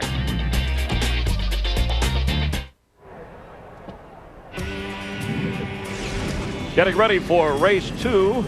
Gatorade Duel at Daytona. If it's anything like race 1, you'll want to hang around. Kerry Earnhardt on the outside looking at trying to race at his first ever Daytona 500, and he is standing by with our Dick Berger. Dick? Well, Kerry, you almost made it. How close was it in that 150-miler? Man, it was so close. I mean, it was like that close. I mean, I think it might have been in my favor and the computer messed up. Now, in this second race, if Boris Said and John Andretti finish well, you're still in. Where are you going to watch the race from, and will you be cheering? Yeah, I'll be cheering for John Andretti, and I mean, he's such a great friend. And Boris Said, I've been just kind of buttering up to him all week, just patting him on the back and say, "Go get him, man, let's go." So I might even get a radio and help him out. Okay, good for you. Well, we can feel the tension down here, no question about that, Mike. All right, thanks, Dick. And there is Boris Said with Jeff Hammond, Chris Myers at our Hollywood Hotel. There's a lot of emotions here. It's almost unfair. Waltrip Jr., it's almost like they wait, they take the race, and then guys like Johnny Sauter need to race their way in. They don't get it, but you saw the joy and happiness, the elation of a Kenny Wallace. All 3 Wallace brothers will be in Sunday's Daytona 500. But that's what has always been the beauty of this race as far as the 150s now. Whenever you come to Thursday, that was the drama day. A lot of things happened on Thursday that will never happen at any other racetrack on the circuit during the course of the year. Thursday's a huge day for anybody who wants to run the 500, and believe it or not, we still got one more race to go and a lot of drama to go as far as how that race comes out. And we'll look at that second race with Jimmy Johnson on the pole course starting in the front row in Sunday's Daytona 500. Guys like Robbie Gordon, though, they need to race their way in. Mike Joy is standing by with all the notes in his calculator to explain who's in, who's out, what we should be watching for. Stick around. We'll be back here at Daytona on FX in a moment. Drivers living out their dreams. Some hopes are fading here at Daytona. FX glad to have you with us. The Gatorade Duel at Daytona. Getting ready for race 2. Jimmy Johnson on the pole. Kevin Harvick up front. Guys like Martin Truex Jr. and Robbie Gordon, a guy who's raced at every level from the Daytona 500, the Indy 500, the Coca-Cola 600. There's Kevin Harvick. Robbie Gordon, a guy who has to race his way in. Some are sitting and watching. Some have done all that they can do. Others have a chance to perform here and assure themselves a spot. Yeah, and you may call this thing a duel. I call it a street brawl, especially after what we saw in the first race. There's going to be a lot of aggressive driving as we go through and probably have that mid-stop pit stop. When that happens right there, I think all bets are going to be off, and you're going to see a lot of guys making some desperate moves, a little bit like the 09 car. Some guys are going to roll the dice. So, again, it's going to have a lot of drama and a lot of excitement and a lot of unknowns. Desperate moves making for exciting racing. Let's check in, go down trackside, get ready for race 2. Here's Matt Yoakum. Chris, momentum continues to build for Jimmy Johnson and the 48 team. Saturday night, they won the Budweiser Shootout, a huge $200,000 plus payday. Chad Canales, the crew chief, told me today they've got 2 items on their agenda. 1, they want to find out about this race car, make sure there's nothing majorly wrong with it. And 2, what size is the trophy if you win the duel? As Jimmy Johnson gets ready to climb in, you watched the first 150. What did you learn, Jimmy? It reminded me a little bit of the shootout where the lead car really has the advantage, but it did seem like handling was a lot more important than it's been typically in one of these qualifying races. So, I think being up front is going to be important, staying in clean air, so hopefully we get a good start and get single file, but that pit stop is going to make it interesting and give everybody a chance to really work on the race cars. So, I don't know. It looks exciting. Every driver I saw walking through the garage when I was coming out said, hang on. The track's evidently really slick. And the biggest thing, they want to make sure this race car leaves this race undamaged so it can start on the outside front row on Sunday. Dick Berggren? Well, 2 of the sport's most popular drivers, Mark Martin and Rusty Wallace, share a lot in common. And among the things they share, they will be racing in the Daytona 500 for the final time on Sunday. And neither has ever won the race. You ready to go get them? I'm ready to go get them. That doesn't sound good when you say neither won the race, but we plan on trying to win the race, I'll tell you that. I really feel like I got a good car. Today is going to be a really important day to know right where the handling's at for the Daytona 500. And right behind him, Mark Martin. Steve Burns? Well, Dick, 24-year-old Martin Truex Jr. is the reigning NASCAR Busch Series champion, and Michael Waltrip just won in a DEI car. That's good news. Dale Earnhardt Jr. was second. Good news. But the bad news is they're not here to help you, so what do you do? I'm not sure yet. I'll just have to find out. Hopefully Tony, I'm sure Tony will run good here. He always does. I'm going to try to stick with him if I can. I'm not real sure. Just going to feel it out, see who wants to help me, and I'm just going to try to be patient, take my time, and let things come to me. I'm going to try to make things happen. And Chris Myers, he needs to race his way in, and that orange car of Tony Stewart is right in front of him. Always exciting there. Martin Truex Jr., a guy who plays a lot of video games, says it actually helps him. I wonder in this situation if there's as much pressure when you're playing a video game here. How about the guys, we saw Rusty Wallace, who were already in, but we saw the desire to win in the first race with Waltrip and Jarrett. Why is this so important for them other than maybe position for Sunday's race?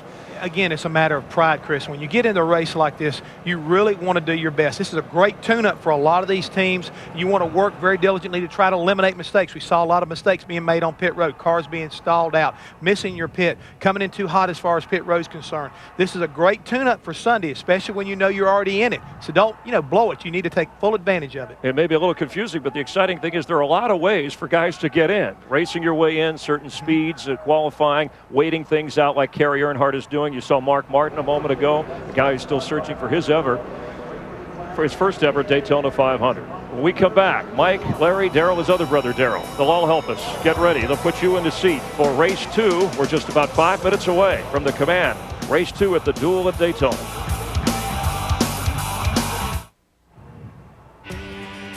Downtown Daytona, not too far from the beaches where it all began. The Great American Race Sunday on Fox. FX getting you ready for race 2, the Gatorade Duel. We're getting a little bit closer to finalizing the field for Sunday's Daytona 500 on a clear sunny day. Some clouds creeping in, but let's go up to Mike Joy. Things look like they're clearing up, Mike. Well, 4 drivers have raced their way in already. Mike Skinner and Kenny Wallace in the race. Jason Leffler locked in on speed along with Mike Wallace. You see the drivers who are going to try to race their way in round 2 here. And with standby tickets, Martin Truex Jr. and Kerry Earnhardt. That's because if Boris Said or John Andretti, who had the 2 fastest speeds of the drivers in this race, race their way into a transfer spot, they won't have to fall back on their speed. That is Kerry Earnhardt's only shot to make the race. Truex, of course, could race his way in. Let me get the book out. Yeah. I'll have another look at well, this. The only thing we know is we know more than we did. but we still don't know everything. But the good news is, you know, Larry, if I'm down there getting ready to run this race, second race is usually a little calmer than the first one. Plus, my teammates are feeding my crew information about the track conditions, things we can do to make my car really good. So I'm pretty happy to be in the second race. All the races I won was in the second one. Well, and if I'm one of those teams, one of those 9 teams in this race, I watched what Johnny Sauter and Tony Liberati did with that 09 car. It was a move that probably was not going to win the race, but it may have very well, had it not been for that engine, put them in the Daytona 500. Yeah, I think it would have gotten them in the race. And yes, traditionally, if one of these races goes topsy-turvy, the next one's a very orderly affair. What we just saw was the 16th time in history that a last lap pass has determined the winner of one of these Gatorade Duel races. But now, 150 miles of racing left to go, and that will set the starting positions for the outside column of 22 rows for the Daytona 500. Very special young man will give the command to fire engines, Matt Martin, Mark Martin's son. Race fans, it's time to get the second Gatorade Duel started. Will you please welcome back 13-year-old Matt Martin for those most famous words in motorsports. Gentlemen and Dad, start your engines.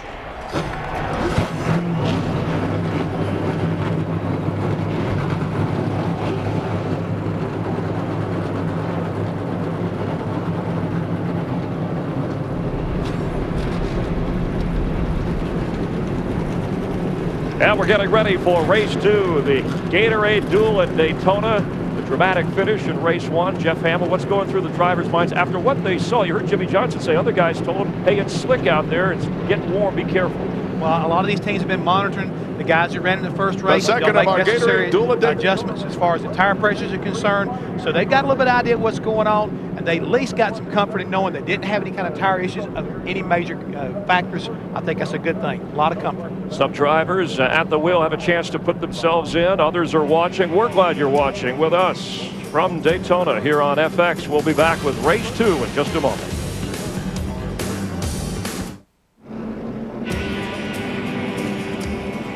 Cars are rolling here at Daytona. Temperature rising for race 2. So is the anticipation setting the field for Sunday's Great American Race, the Daytona 500 on Fox. And the command moments ago, 13-year-old Matt Martin, when he said gentleman and dad, there's his dad in the 6-car 46-year-old Mark Martin. It is 21st Daytona 500. He has yet to win, but what a career he has had. In fact, this is his 21st Gatorade Duel, his best finish second. And Mark Martin has made it clear that this is his last full-time run in Cup racing. He's winding up after this. 2005 will be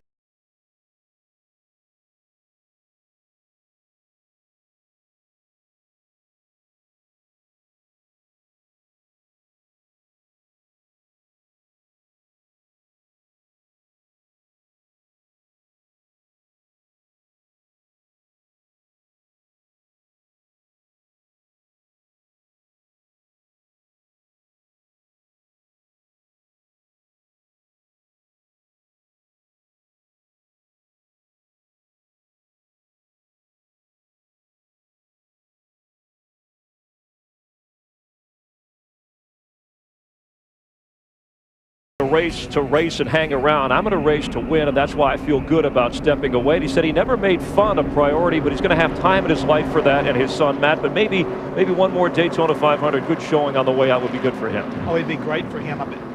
I think Mark's got the right kind of attitude right now. He will go out the way he wants to, and that is being a fierce competitor and probably a multi-winner this year. I believe he can win more than one race, and who knows, it may be the Daytona 500 being one of them. Be fun watching him here and on Sunday. Let's rejoin Larry McReynolds, Darrell Waltrip, and Mike Joy.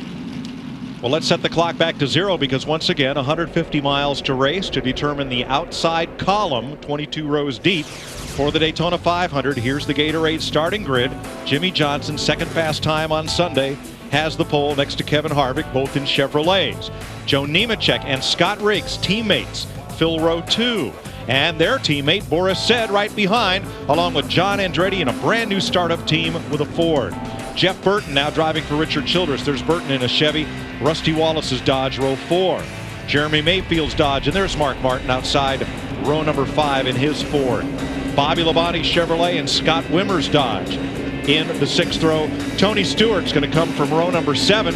He's got Dave Blaney in a Childress Chevy next to him. Martin Truex Jr. in a DEI Chevrolet, Sterling Marlin a Ganassi Dodge, a Hendrick Chevy for Brian Vickers, and Robbie Gordon with his own team. He has to race his way in, as does Kirk Shelmerdine and Kevin LePage from row 10. Rookie driver Eric McClure. Way out back, Matt Kenseth, the 2003 Cup champion. Greg Sachs, a July race winner here in Daytona, and Bobby Hamilton Jr. Chevrolet. Derek Cope, the 1990 Daytona 500 winner, and Larry Gunselman in a Ford. Then Andy Belmont and Jeff Green, who lost a motor during qualifying laps and did not get to post a time, will start scratch. Once again, 9 drivers have to try to race their way in, and here they are. Now locked in at least on speed, Boris said, and John Andretti. But if one of those drivers is in one of the 2 transfer spots, Martin Truex gets in the race on speed. If both Said and Andretti fill the transfer spots after 150 miles, Kerry Earnhardt also makes it into the great American race.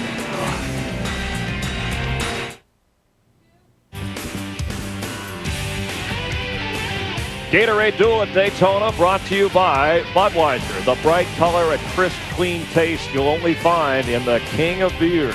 Well, Michael Waltrip shot to the front with Dale Earnhardt Jr. to win race 1 today. Mike Skinner couldn't hold on, wound up 3rd. How will this 150-mile race finish up? They're getting ready to go. Let's go upstairs for the call. Darrell Waltrip, Larry McReynolds, and Mike Joy. Darrell, if you stand and watch the first race and have to race in the second, strategy and what all plays out in race 1 affect what you do in race 2? It's that dadgum helmet, Mike. I know everything there is to know, and my crew chief has explained everything to me, just like and then I'm going to be calm, I'm going to be cool, I'm going to take any chances. I put that dadgum helmet on and I forgot everything he said. You forgot about the word conservative, right? All I know is I got a gas pedal and a steering wheel, and I'm going to use them both. Larry, Tony Liberati's strategy not coming in when everybody else stopped under that final caution, it might have got him in the show. Will we see more of that? I think we will, because I think there are some cars that it's going to be tough for them to make this field if they just follow the leader. So I think they will have to roll the dice. We talked about Robbie Gordon in the 7th car. He was going to start back in the 18th position. The mountain will be even taller for him. They had an engine change. He'll have to go to the tail end of the field. But you know, Larry, one thing, nobody had to make a green flag pit stop in that first race. So that's another element that has to be considered if this thing should go green, and you got to make a green stop. Once again, cars that finished in the top 35 in owner points last year. There are 17 of them in this race. They are locked into the 500, along with outside front row starter for the 500, Jimmy Johnson. The rest of the field has to try to race their way in to one of 2 transfer spots or fall back on being one of the fastest speeds in qualifying. 60 laps, 150 miles, round 2 of the Gatorade Duel at Daytona. Green flag, and Jimmy Johnson brings them to the line. Boy, Joe Nemechek in the 01, his teammate Scott Riggs in the 10, they stayed latched to the rear bumpers of Jimmy Johnson and Kevin Harvick, the 48 and 29. Yeah, that was a nice start. That's as clean as it gets right there. Kind of all 4 of them come across side by side. 9 cars break away from the pack at turn 2.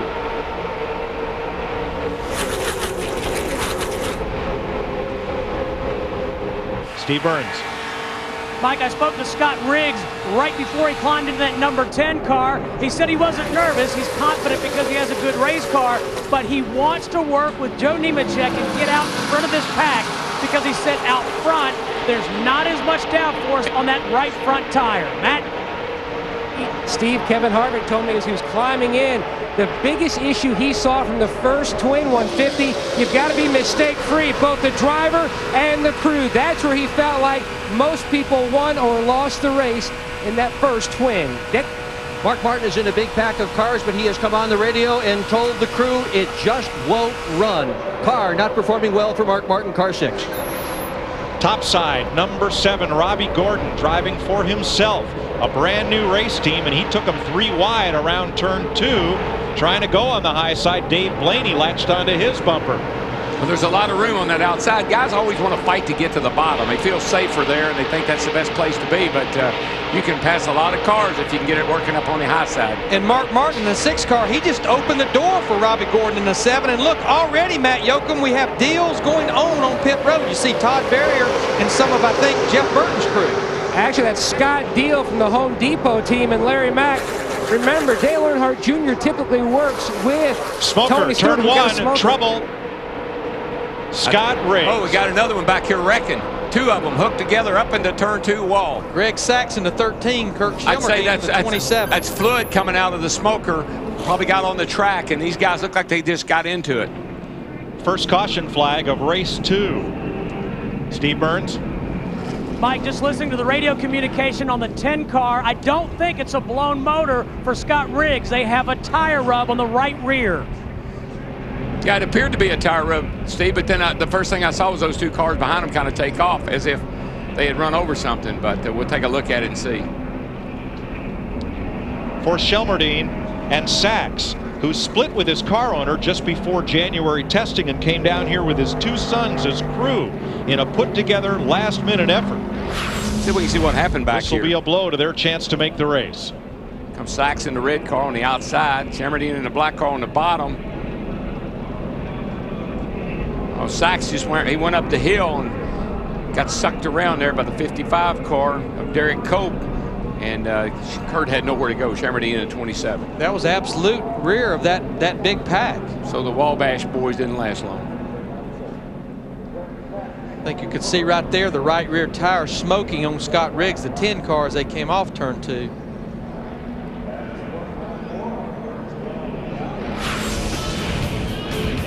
So trouble early for some of the drivers who had to try and race their way into the Daytona 500. 3 laps complete. Fox FX had Speed's coverage of Daytona Speed Week continuing with Busch Series practice, Craftsman Truck Series qualifying. That's on Speed. And tomorrow, next on Cup practice, Busch Series qualifying, followed by Craftsman Truck Series racing with the Florida Dodge Dealers 250 on Speed. Our coverage of Daytona Speed Week leading up to the Daytona 500, continuing across the Fox networks with a Sunday for the Great American Race. With Jeff Hammond, Chris Myers in the Hollywood Hotel, and Mark Martin, who we talked about moments ago. Some early problems. Let's check in with Dick Bergman. Dick? Mark Martin is just leaving his pit where the hood was up on his car. The engine is running soft. Mark says it's not skipping. He says the engine is just stammering. The crew has looked at it. They haven't fixed anything. They've diagnosed it as a carburetor problem. He's got problems. Steve? Dick, Doug Randolph telling his crew as Scott Riggs approached pit road, don't hit that fender with a hammer. Just roll it off that tire.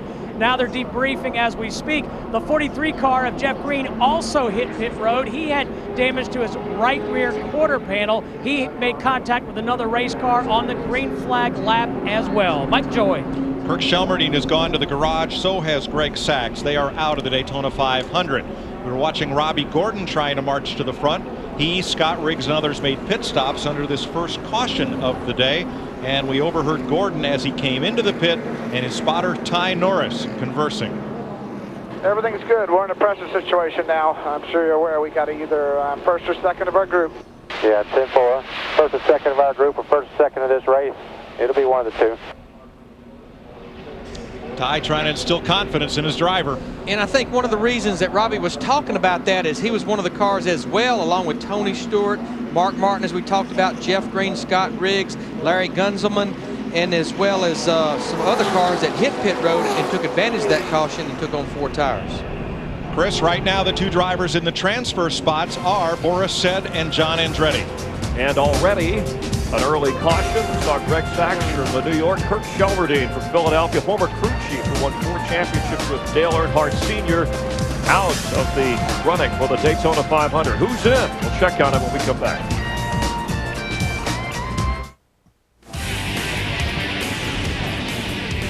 Welcome back to the Gatorade Duel at Daytona. Race 2 already underway and under caution, getting ready to get things going again. Jimmy Johnson has a chance here to do the Daytona Triple. Of course, he won the Budweiser Shootout Saturday night. You saw it on Fox, winning a Gatorade Duel race here, and then maybe the Daytona 500, a race that has escaped him, but he has shown he's certainly capable of coming in first. Let's rejoin Darrell, Larry, and Mike. 6 laps complete. They'll get the green when they come by for 7. In the transfer spots right now, Boris Said and John Andretti. 1 spot away, Kevin LePage. 2 spots away, Derek Cope. Here we go. Green flag to begin lap 8. Guys, we talk about this racetrack getting slick. The track temperature is about the hottest it's been all week long. It's up over 105 degrees, even hotter than it was in that first race. Ooh, slip sliding away, baby. John Andretti, Jeff Burton down to the bottom. In 4th and 6th place. That's Boris Said alongside Andretti, the blue car.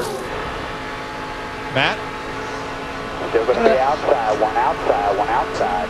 Under that caution, Mike, Kevin Harvick told his spotter to tell his teammate in the 31, Jeff Burton, that if they start to pull away, he will slowly fade back. He knows he needs to have a teammate to push himself up to the front. That's the game plan in the RCR pit. Well, look at that 36 car in the middle there with that yellow bumper. Watch him dance around there coming off turn 4. And that's one reason we get so excited when these guys try to run 3 wide. That is Boris Said, world-class road racer. Competed here last year in the Bud Shootout, raised some eyebrows, and got himself a 10-race deal with MB Sutton Motorsports that begins right here in the 500. Normally, a guy with, you know, a limited amount of experience, he's going to try to find his way to the back of that pack.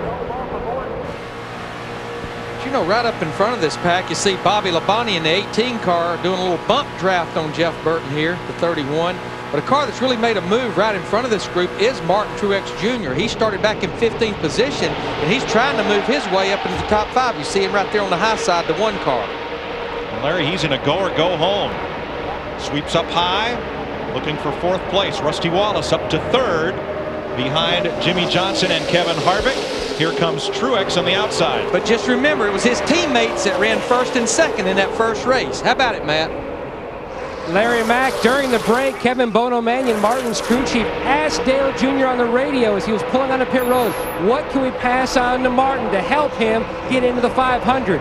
Jr. responded simply, the 15 pushed me all the way up there. I can't help you out at all. I can't give you any knowledge. I think Michael's car in that first race was definitely a little quicker than Dale Jr.'s, and you got to have a fast car to help you. Jeff Burton trying to bring that second group to the front with Joe Nemechek in the 01. Back of the pack, Robbie Gordon in the 7, Scott Riggs in the 10, Mark Martin in the 6. Trying to make some noise, but it's all bottleneck 3 wide in front of them. You know, the cars come through the trial. Well, this is the fastest part of the racetrack. From turn 4 down to turn 1 is the longest part. It's 3,800 feet. Pick up a lot of speed heading off into turn 1. Just look at this lead pack of cars right here. 23 cars, less than 2 seconds from each other. On the inside, Bobby Labonte in the green 18. Got an open lane in front. Trying to get some help. Harvick wants to go. Stuck that thing on the outside of Jimmy Johnson. That's a pretty aggressive move. But where will Rusty go in the 2? That may determine who comes off this corner with the lead. I know what Rusty did, though. He opened the bottom for Martin Truex Jr. in the 1 car, and he's bringing Brian Vickers in the 25 with him. I'm just a strong believer overall, in and out, that the bottom is going to be your best bet. That yellow line is your best friend. Looks like Harvick's going to prove me wrong here. Made a nice move on the outside, bringing Rusty with him, but I still like the bottom. The bottom's good as long as you don't have a big line of cars on the outside. It looked like Harvick had a pretty good head of steam as they went off into turn 3, and he was able to carry that momentum all the way down here to turn 1. But Darrell, I think the old Daytona slingshot is back.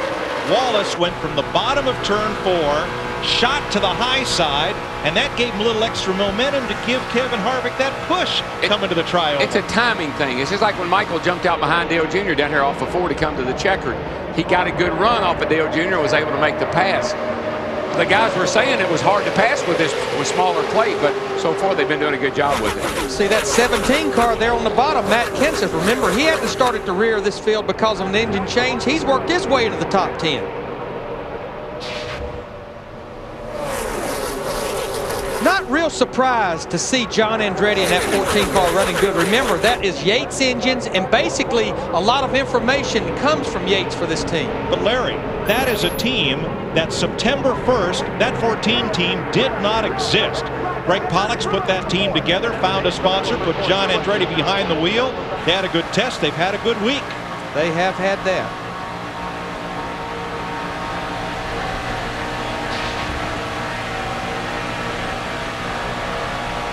At the top of your screen on the crawl, names in yellow like Kevin LePage. Those are the drivers that have to try to race their way in. By amongst those drivers shown in yellow, finish it in the top 2 amongst those drivers only in this race.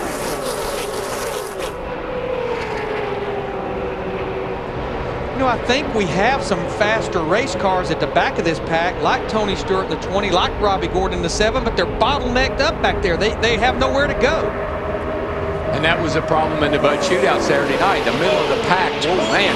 4 wide, Tony Stewart outside of the 20. Borsett got washed up the hill there and about got into Tony. Dick Berggren has an update on Mark Martin. Who is running quite well at the moment for a guy that's got an engine problem, Mike. And Pat Trice in the crew chief just told me that the engine simply won't accelerate, but once it gets up to full song, it's just fine. So he's out there dicing around for position. Yeah, I thought Mark diagnosed that a little quick. You know, first lap he's saying there's something wrong with it, the thing wouldn't run, and you got to get a chance to get it hot anyway.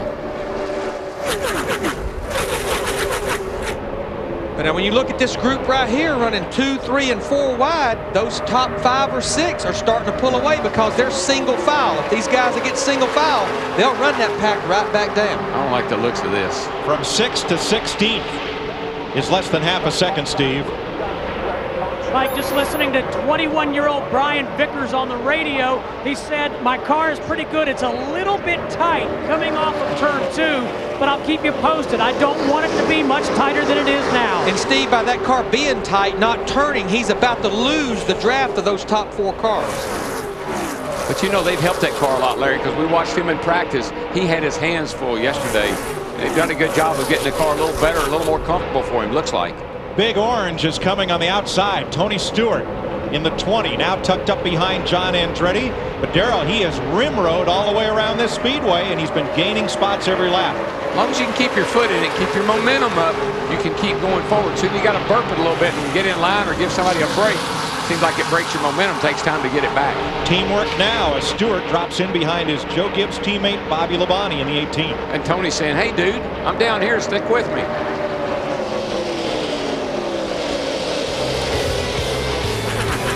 16 laps complete. Kevin Harvick, Rusty Wallace, Jimmy Johnson lead the second race in the Gatorade Duel at Daytona.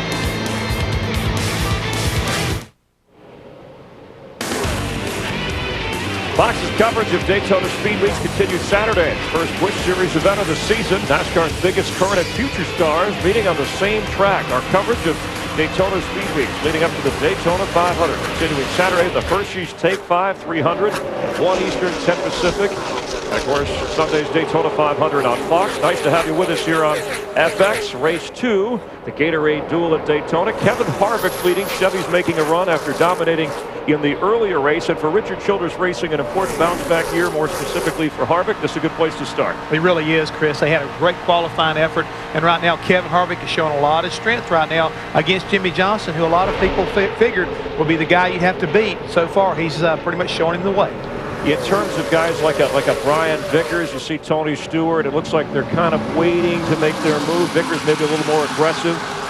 He's still kind of like I would consider Brian somewhat of a rookie. And, you know, he's got a lot to learn yet. Tony's just kind of cruising up through there, realizing that we still got a lot of racing to do. You're trying to get up there about lap 30 and start thinking about making that crucial pit stop. I think this is really what's going to break up the field if this pit stop comes down to a green flag stop.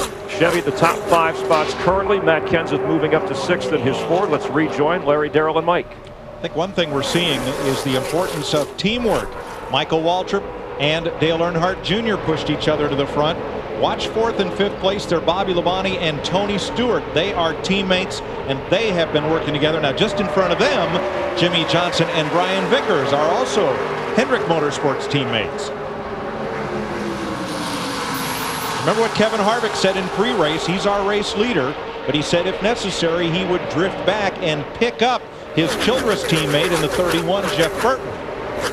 Right now, it looks like Jeff Burton, the 31, was kicked to the high side, and he's been kicked back 3 or 4 positions. Yeah, Matt Kenseth in the 17 car has made a really nice run up to 6th place, right behind Tony Stewart.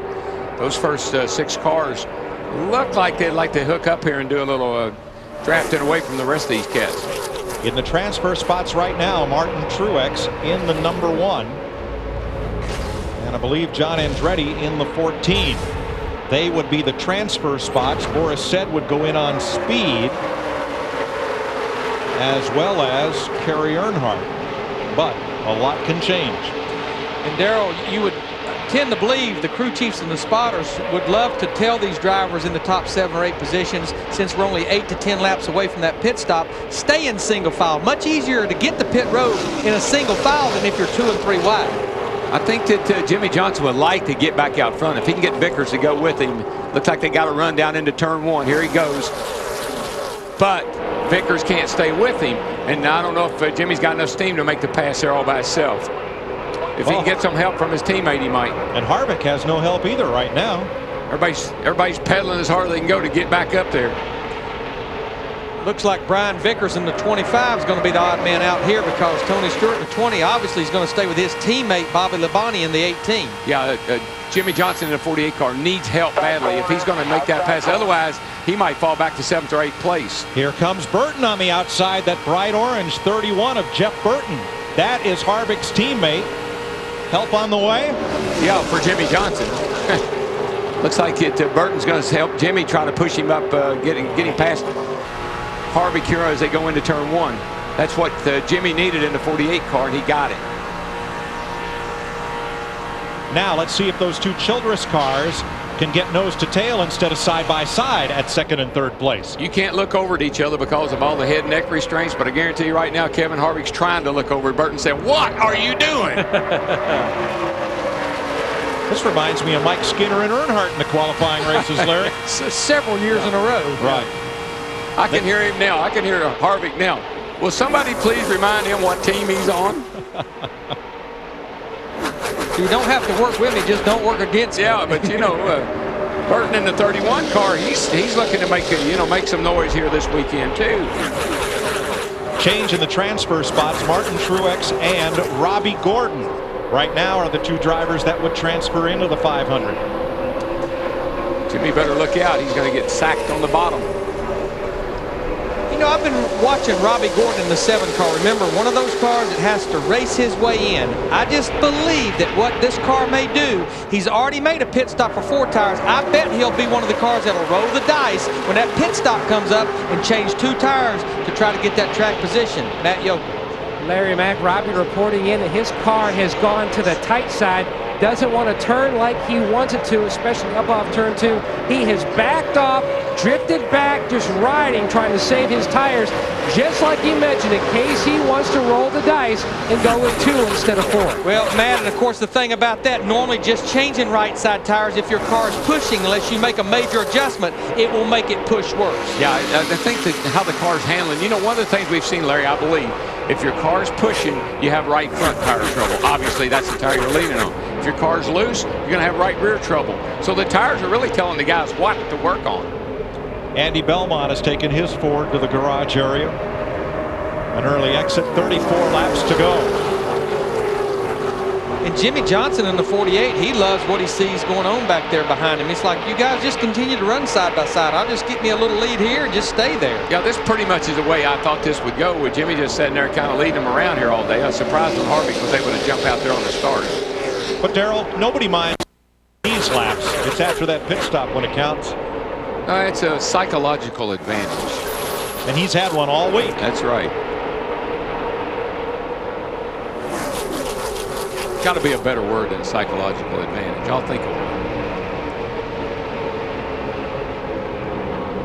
Harvick and Burton have been unable to get nose to tail and help each other until just now.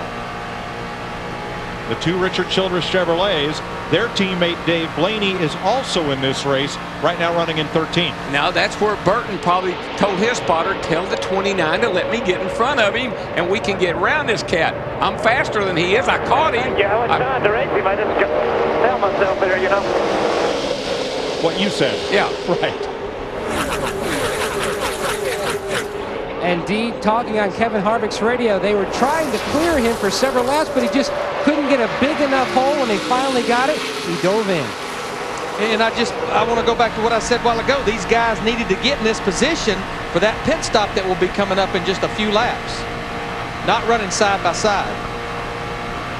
Well, right now, I mean, if you got a teammate, you know, Burton and Harvick, they're teammates. You'd think they'd want to try to help each other get around 48. Uh-oh, right front tire on Robbie Gordon. Gordon has to race his way in to make the 500, and he's got a problem.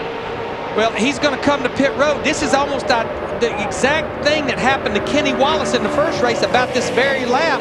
And this is about the time these guys were going to start peeling off shortly, making that green flag stop. It couldn't have happened in a better place. He's coming off turn 4. He's not going to lose that much time. And he had to make a stopper coming up on it anyway. So may work out. He'll need a caution, though, to catch back up to the field. And, of course, he's going to be back out on the racetrack until these guys all make their pit stop, running about a second or two slower than the pack that's in a big draft. That's the one I'd have taken. I'd have had to roll the dice and take 2. I think we're going to see pit stops coming this time because we're coming to halfway. They're breaking it down 30 and 30 laps. Lucky horseshoe for Robbie Gordon, maybe. Let's see if the leaders peel off and come in. They're all down the bottom of the racetrack. Here they come. Good grief. Somebody, look at Harvick down on the inside. But what Harvick's doing right there is perfectly legal because they just now have to be single file. The Joe Gibbs cars stayed out. Pit road is busy at halfway. Matt? And the Harvick car, the Johnson car, and the Burton car all come to a stop, pitting together. A lot of conversation between the teams before the race, trying to figure out who you would like to pit with, as Truex Jr. is in as well. As you can see, the tires going on the left side of Jeff Burton's car. The lug nuts are on Jimmy Johnson. He's down and away. It's going to be a battle off the 29. Slow a little bit. The 48 gets by him, Steve. Matt, Brian Vickers stalls the car. When they drop the jack, he has stalled the car. And now they may have to cut the motor off. He stalled it. And they're pushing Sterling Marlin. Meanwhile, here come the rest of the leaders onto pit road. Tony Stewart locks them up along with Bobby Labonte, Matt Kenseth, Joe Nemechek, Scott Wimmer, and Boris Said come to the pit lane. Dick Bergman. A bit of a surprise. The Joe Gibbs cars did not pit on that first round of pit stops.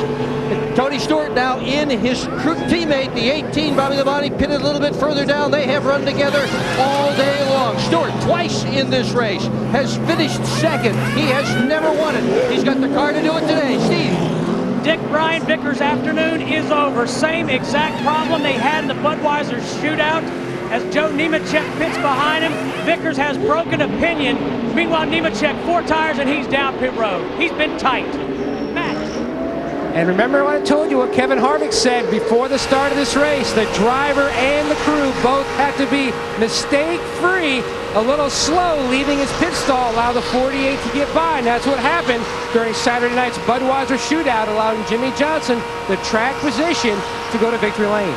Stalled engines and broken gears and transmissions are a product of the first gear that they run down here. It's really, really high. It's almost like a normal second gear. So when they drop the clutch on these things, it just loads the drive line up so hard that it breaks something. Plus, you run a different drive pole angle on this racetrack than you do others for speed. Sterling Marlin did get going. He's back on track. Scott Riggs, though, is smoking once again. And out front, the 2 drivers who started out front, Jimmy Johnson and Kevin Harvick. But when I'm looking at the guys that are leading up there, you just mentioned them, Mike. Jimmy Johnson in the 48, Kevin Harvick in the 29. How about the guy running right with them, Mark Martin in the 6? It wasn't 30 laps ago. He was on pit road with the hood up. And now he's running 3rd, and those 3 are about to break away from the rest of the pack. It's fair to say that Mark Martin had his most enjoyable season in Cup last year, making the chase for the Nextel Cup, the final 10 races, and having a blast doing it. Got one more try as Brian Vickers' car is rolled back to the garage. We're just past halfway. Where was that? Oh. Welcome back. The leader, Jimmy Johnson, moments ago involved in a major pileup. We'll try and sort through it. Jimmy Johnson going into the infield. Let's go upstairs. Mike Joy, Larry McReynolds, and Darrell Waltrip. Coming off turn 2. Jimmy Johnson leading the race. There's Kevin Harvick, who is tucked up tight behind Jimmy Johnson. The 2 made contact. Johnson went around. Mark Martin went to the outside wall. There is Rusty Wallace, crashed to the infield, as is Joe Nemechek. Things got too close in turn 2. Yeah, there's this bump drafting thing that's going around, and it's gotten out of hand. You know, bump drafting down here, you do down a straightaway, in a straight line, and it seems like everybody's got the idea you can do it just anywhere you want to. It's laid into him right there and just gets him loose. Mark has nowhere to go. Everybody starts checking up a little bit, and hello. Boy, Jeff Burton, the 31, and Tony Stewart, the 20, just makes it through, as well as Bobby Labonte in the 18. 48 car to the garage. And that will mean that Jimmy Johnson will have to trot out a backup car and start at the back of the 500 with a lot of these drivers here. Whoa, Rusty! Another wild backstretch ride at Daytona for Rusty Wallace. You know, you said that about Johnson's car. It didn't look hurt. When I saw it, okay, let's see if he hits anything, because I think he may just spin it down into the infield. Might have a little cosmetic to that left rear, but I don't think he ever hits anything. You're right, Darrell. So that will remain their primary car if there's no I don't even think it's damage that's not visible. Right. But wow.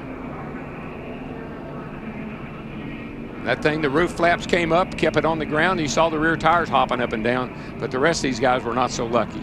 And those acres of pavement back there coming off turn 2 to the inside helped keep it on the ground. How many times in his career has Rusty been in the air on the backstretch here? Some guys, Daytona is just not good to them. Let's ride with Kevin Harvick and listen.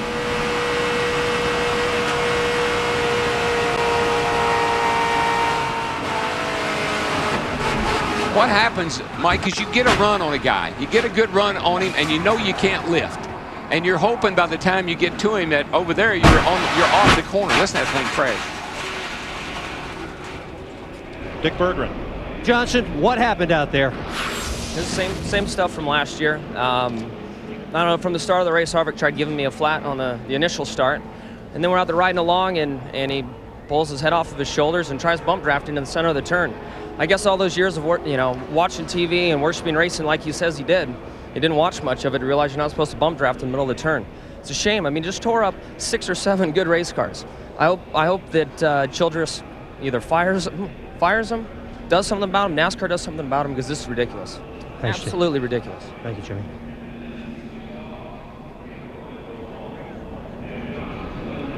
Obviously very upset, and rightfully so. But the good news for Jimmy Johnson and Chad Knaus, as you pointed out, Darrell, is that car looks relatively undamaged. Now Johnson, if he can use this car, will start on the front row of the 500. There's no incentive for him to finish this 150. When you're back here, like I said, you're getting a run, you're getting a suck off of that car, and you want to get on. You hope that you time this just right to where you come out from behind him and don't touch him. It's a lot like trying to run through a stoplight. You're coming to it, it's yellow.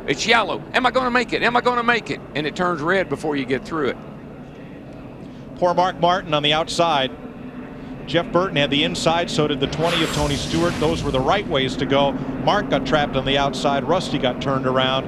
And Harvick will not race that car on Sunday. I don't think he'll ever race that one again. I mean, this obviously tore up a lot of equipment, but what this did do for people like Robbie Gordon, Martin Truex, it puts them back with the lead pack, since we did have a caution with that. And as the pace car brought the field around, everyone except for Jeff Burton and Scott Wimmer made 4-tire pit stops. Saw Jeremy Mayfield on pit road. He won the second practice here yesterday and told me last night he has a car capable of being at the front. There's Wimmer in the 22, the cat car, right behind Jeff Burton, lined up behind the pace car. Right now the racing cars are Martin Truex in the 1, and Eric McClure was posted next to the 73. That'll cycle around now after those pit stops. Dick Berggren. With Mark Martin, what happened? Well, Jimmy spun out, but he said he had help, so we had a wreck.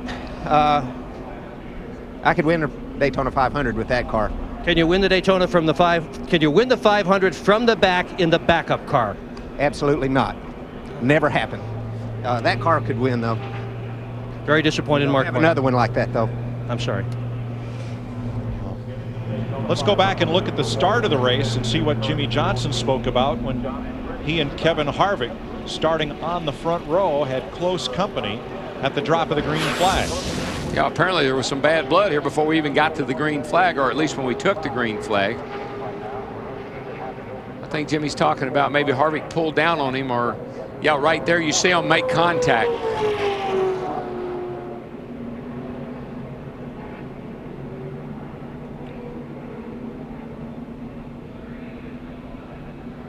Bump. I remember being in a driver's meeting at Talladega one year, and some of the younger drivers were hearing everybody talk about bump drafting. And some of the older drivers had to go explain to them that you do it in a straight line, that you don't touch another man's bumper when he's in the turn. You can't hang on to a car when you do that. Well, you saw it, Mike. It only took that one little bump when you're turning at 190 miles per hour, and here's the aftermath. I think that was Dave Blaney that got underneath Rusty Wallace and lifted his car up in the air. Scott Riggs wrecked as well.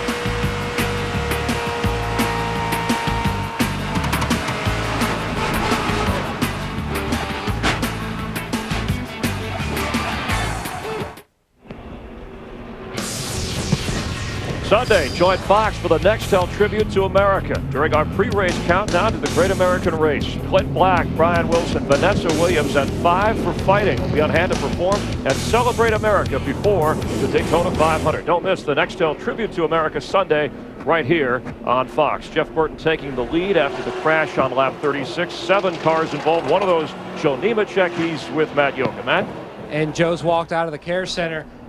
Boy, what happened?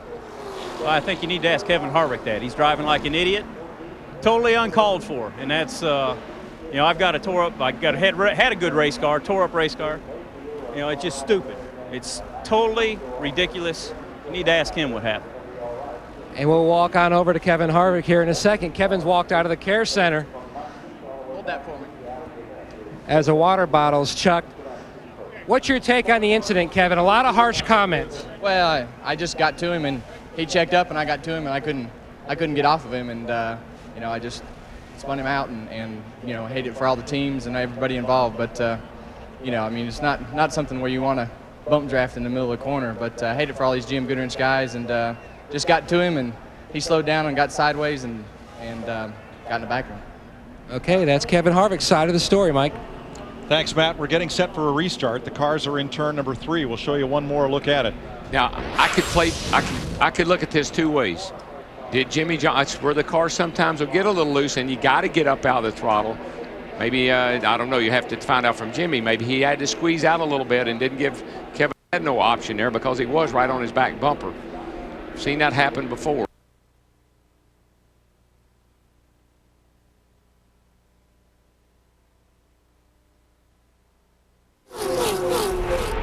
We'll apologize for loss of the signal momentarily. We have just restarted after a grinding crash coming off turn number 2 when Kevin Harvick got into the back of race leader Jimmy Johnson. 7 cars knocked out in that one. In addition to those 2, Mark Martin to the garage, Joe Nemechek, Rusty Wallace, Dave Blaney. They join Brian Vickers, Andy Belmont, Kirk Shelmerdine, and Greg Sachs out of the race. So here is Jeff Burton, Richard Childress's 3rd driver and the only one remaining in this race with the lead over Scott Wimmer for Bill Davis Racing in a Dodge, Tony Stewart in a Joe Gibbs Chevy, and Matt Kenseth in a Jack Roush Ford. Probably see some pretty inline racing now there. I would say so. Try to let the laps wind down. You have to believe that Tony Stewart in the 20, Matt Kenseth in the 17, plus Tony's teammate Bobby Labonte in the 18 are sitting back there trying to analyze what they may do. Right behind them, starting with the 1 of Martin Truex Jr., that is the eye of the storm, because that's where the cars are that are trying to race their way into the 500. There's Truex, the 7 of Robbie Gordon, the 36, the blue and white car of Boris Said, and the 14 of John Andretti. They all want those 2 transfer spots. I'm with you. You're going to have help. The 36 is inside the 7. Inside.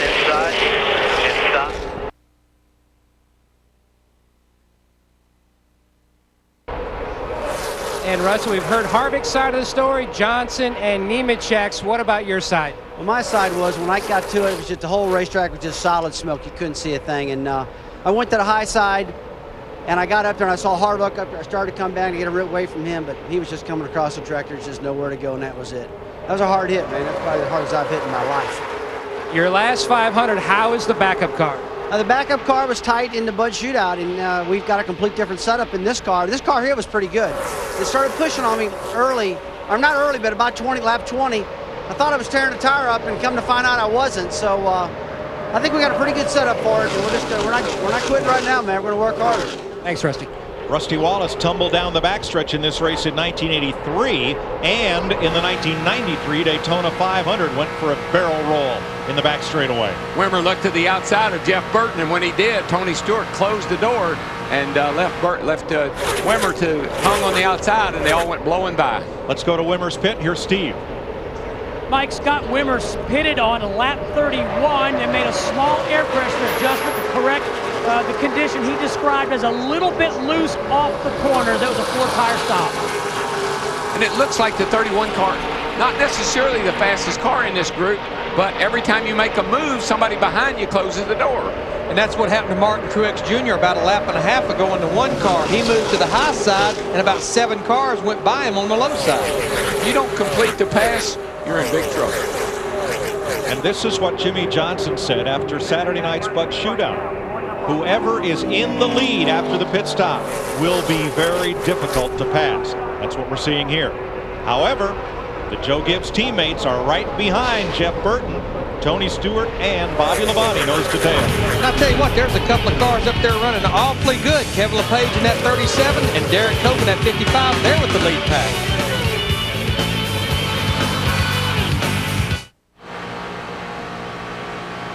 Welcome back to Daytona, where Jeff Burton trying to hold off the Gibbs onslaught. Teammates Stewart and Bobby Labonte working together, trying to take the lead from that Childress Chevy. And Bobby pushed Tony into the lead, but once he gets there, Bobby couldn't make the pass also, so he had to leave him hanging and start protecting his position. Push is not just a euphemism. He shoved him forward. And you can shove someone there, still on the back straightaway. But who paid the price for that move? Bobby Labonte. Now he's alone on the high side. And look at Robbie Gordon in that 7 car. Remember, he had the tire come apart back on lap 28. The caution comes out. He's up there running in 3rd position. The 2-minute warning. Who's going to make the Super Bowl? Who's going to talk about trying to get in the Super Bowl?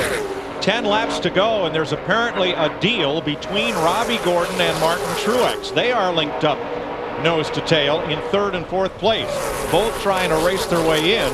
Kevin LePage in 5th place either moves up 1 spot or goes home. And you know what? Whether Kevin LePage makes the Daytona 500 or not, what a run for him. He just put a sponsor on that car here a couple days ago. This is a great run for Kevin LePage. He's going to need help there from Sterling Marlin to get to the front 4.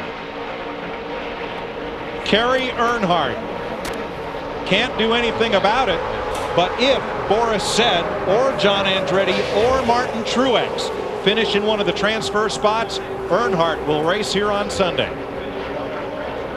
Got a pretty good chance right now, but intensity is picking up. You know, we talked about cars that has worked their way back into this race. Remember, Sterling Marlin in the 40 car, he's sitting there in 6th right now, stalled the car on pit road, another beneficiary of that big wreck that brought out the caution. Matt? Truex Jr. just told his team the car has gone to the tight side again. They said, don't worry, just keep the 37 behind you and we will be okay. He's going to have to stay tucked up in the tight draft here and not leave the door open, because 37 looks pretty darn good. And he's already opened that door twice earlier in the race and let those cars go by him on the inside. 8 laps to go. I'd rather be hunting than be hunted. Yes, sir. LePage is all over the back of him now. And LePage knows he has to be one of those top 2 finishers. His speed is not near good enough to get him in. Yeah, and he's got a little Dodge help there, too. He's got Sterling Marlin. There goes his Riggs down the back, and there he goes. LePage goes past Truex. And that would send Truex and Kerry Earnhardt home. And And Scott Riggs in the 10 car, he was one of those cars that was just remotely involved in that big wreck on the backstretch earlier and had the big problem at the beginning of the race with the tire rub. And he's up there running in 5th position. And we know his car is fast, has good practice speeds, good qualifying. That 10 car is pretty quick. Right now, Robbie Gordon and Kevin LePage are in the transfer spots, so the 2 final speed spots would go to Boris Said and John Andretti. But a lot can happen in 6.5 laps. And again, those 2 cars behind Kevin LePage, he's safe with those. In fact, those 3 cars, Scott Riggs, Scott Wimmer in the 22, Riggs in the 10, Kenseth in the 17, they're already in the 500. They cannot knock LePage out even if they go by him.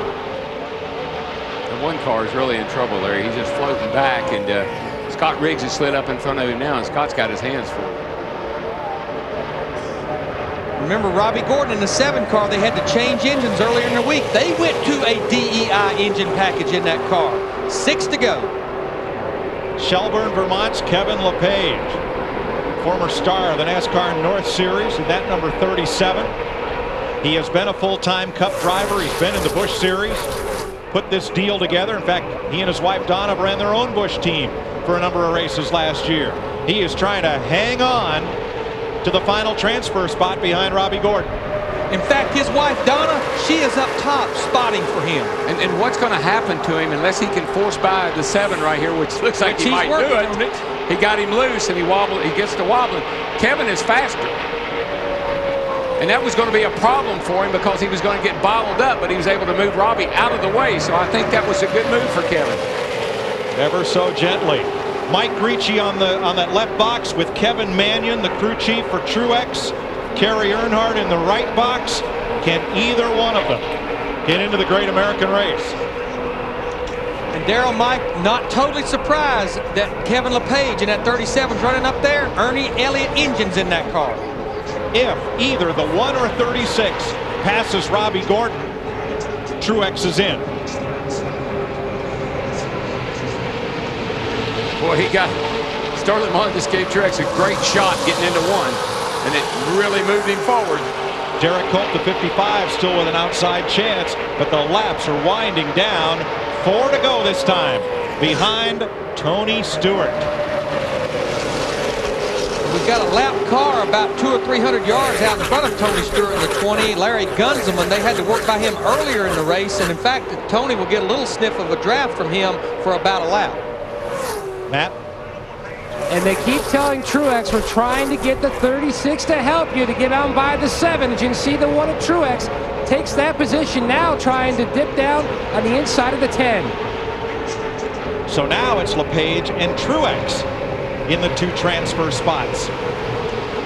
LePage's car is really, really good through the turn. It's really hurting him because he's running up on the back of Jeff Burton, and he's got to squeeze out to keep from getting into him. It lets the guys behind him get all over the back of him. In fact, that last time at the end of the backstretch, Matt Kenseth in the 17 gave him a shove off into turn 3. 3 laps to go. The lap car of Gunzelman stayed to the inside and was not a factor. Stewart looking for the win with Jeff Burton and surprising Kevin LePage running in 3rd. But here the battle is who will get the final transfer spot behind LePage. Truex is there. Robbie Gordon has to get by him to get in the 500.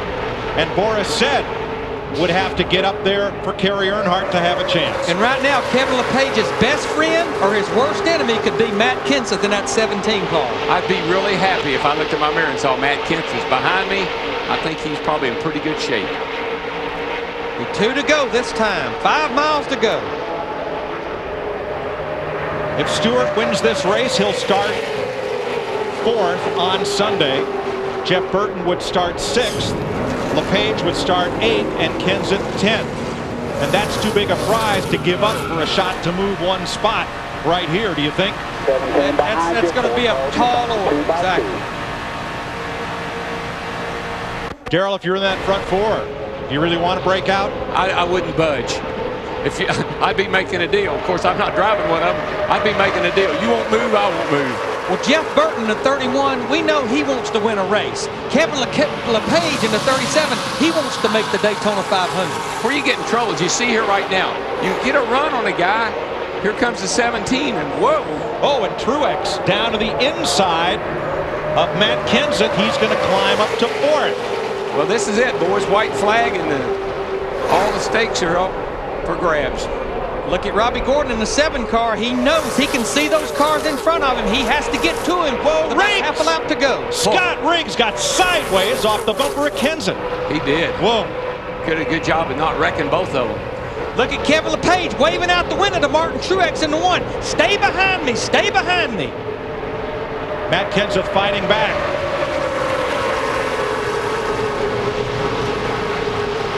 Robbie Gordon in the 7. If he can get by Martin Truex in the 1, he'll make the Daytona 500. They're coming to the checkered flag. And that's his only shot. It's going to be close. He's going to have the, well, no, Riggs is going to save the 1 car.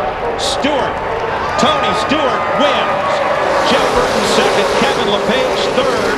Martin Truex races way in the final transfer spot.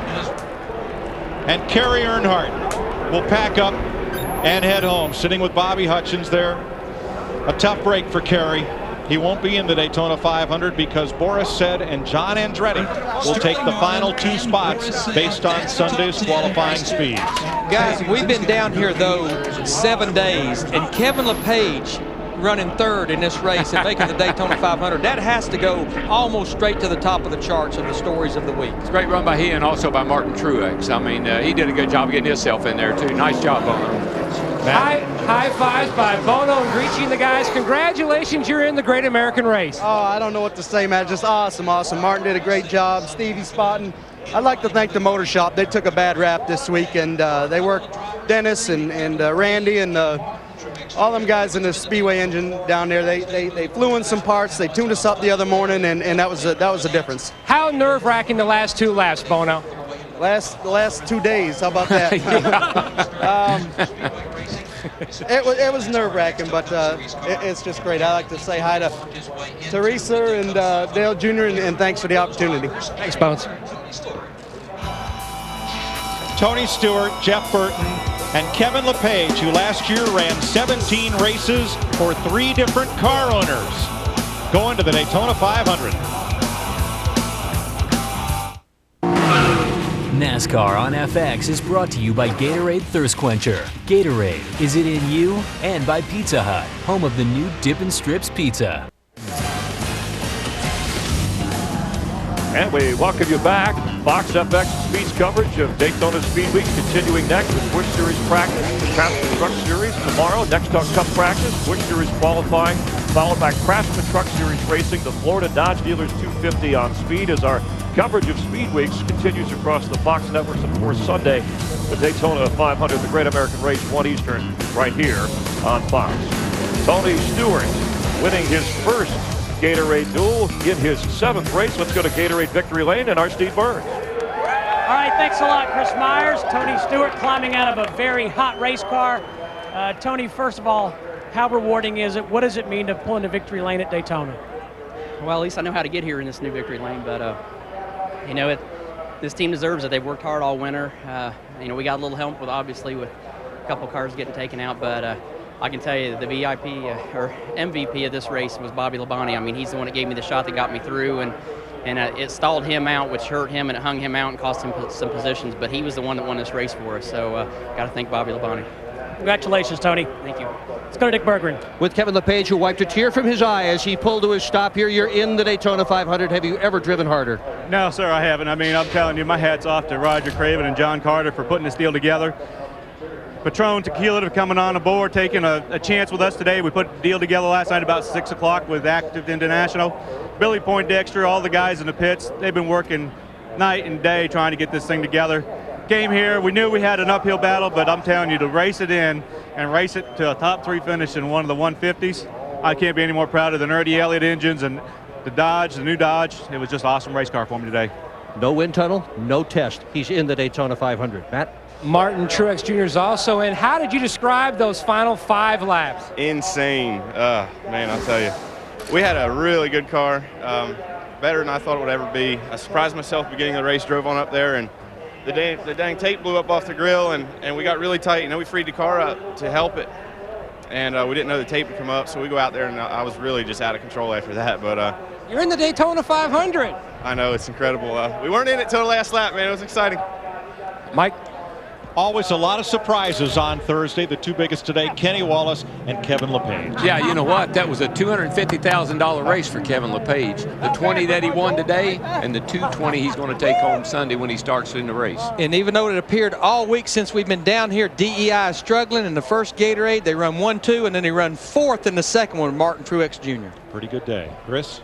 All right, thanks. With Jeff Hammond, and teamwork comes to mind. We saw it in the first race, Michael Waltrip, Dale Earnhardt Jr. You heard Tony Stewart talk about Bobby Labonte, a signal of what I think we'll see on Sunday, whoever winds up winning the Daytona 500. Well, the other thing you're exactly right about, the one thing I picked up today was emotion. I saw a lot of emotion right there for the guys who got into the race and a lot of the drivers who got knocked out of that final race. A lot of things going on as far as that's concerned. The starting grid is set for Sunday's Great American Race. Some of those dreams that were answered, Kevin LePage, Martin Truex Jr., all three of the Wallace brothers. And not to be lost in the shuffle was the wreck that Kevin Harvick involved 7 other cars in. Guys like Joe Nemechek, Mark Martin very upset. Jimmy Johnson saying that Childress should fire him and NASCAR should do something. I wonder if we'll see any fallout from that on Sunday. You never know right now, but a lot of times Kevin Harvick's been accused of being an aggressive driver, and that's what happened. Nice to have you along here on FX.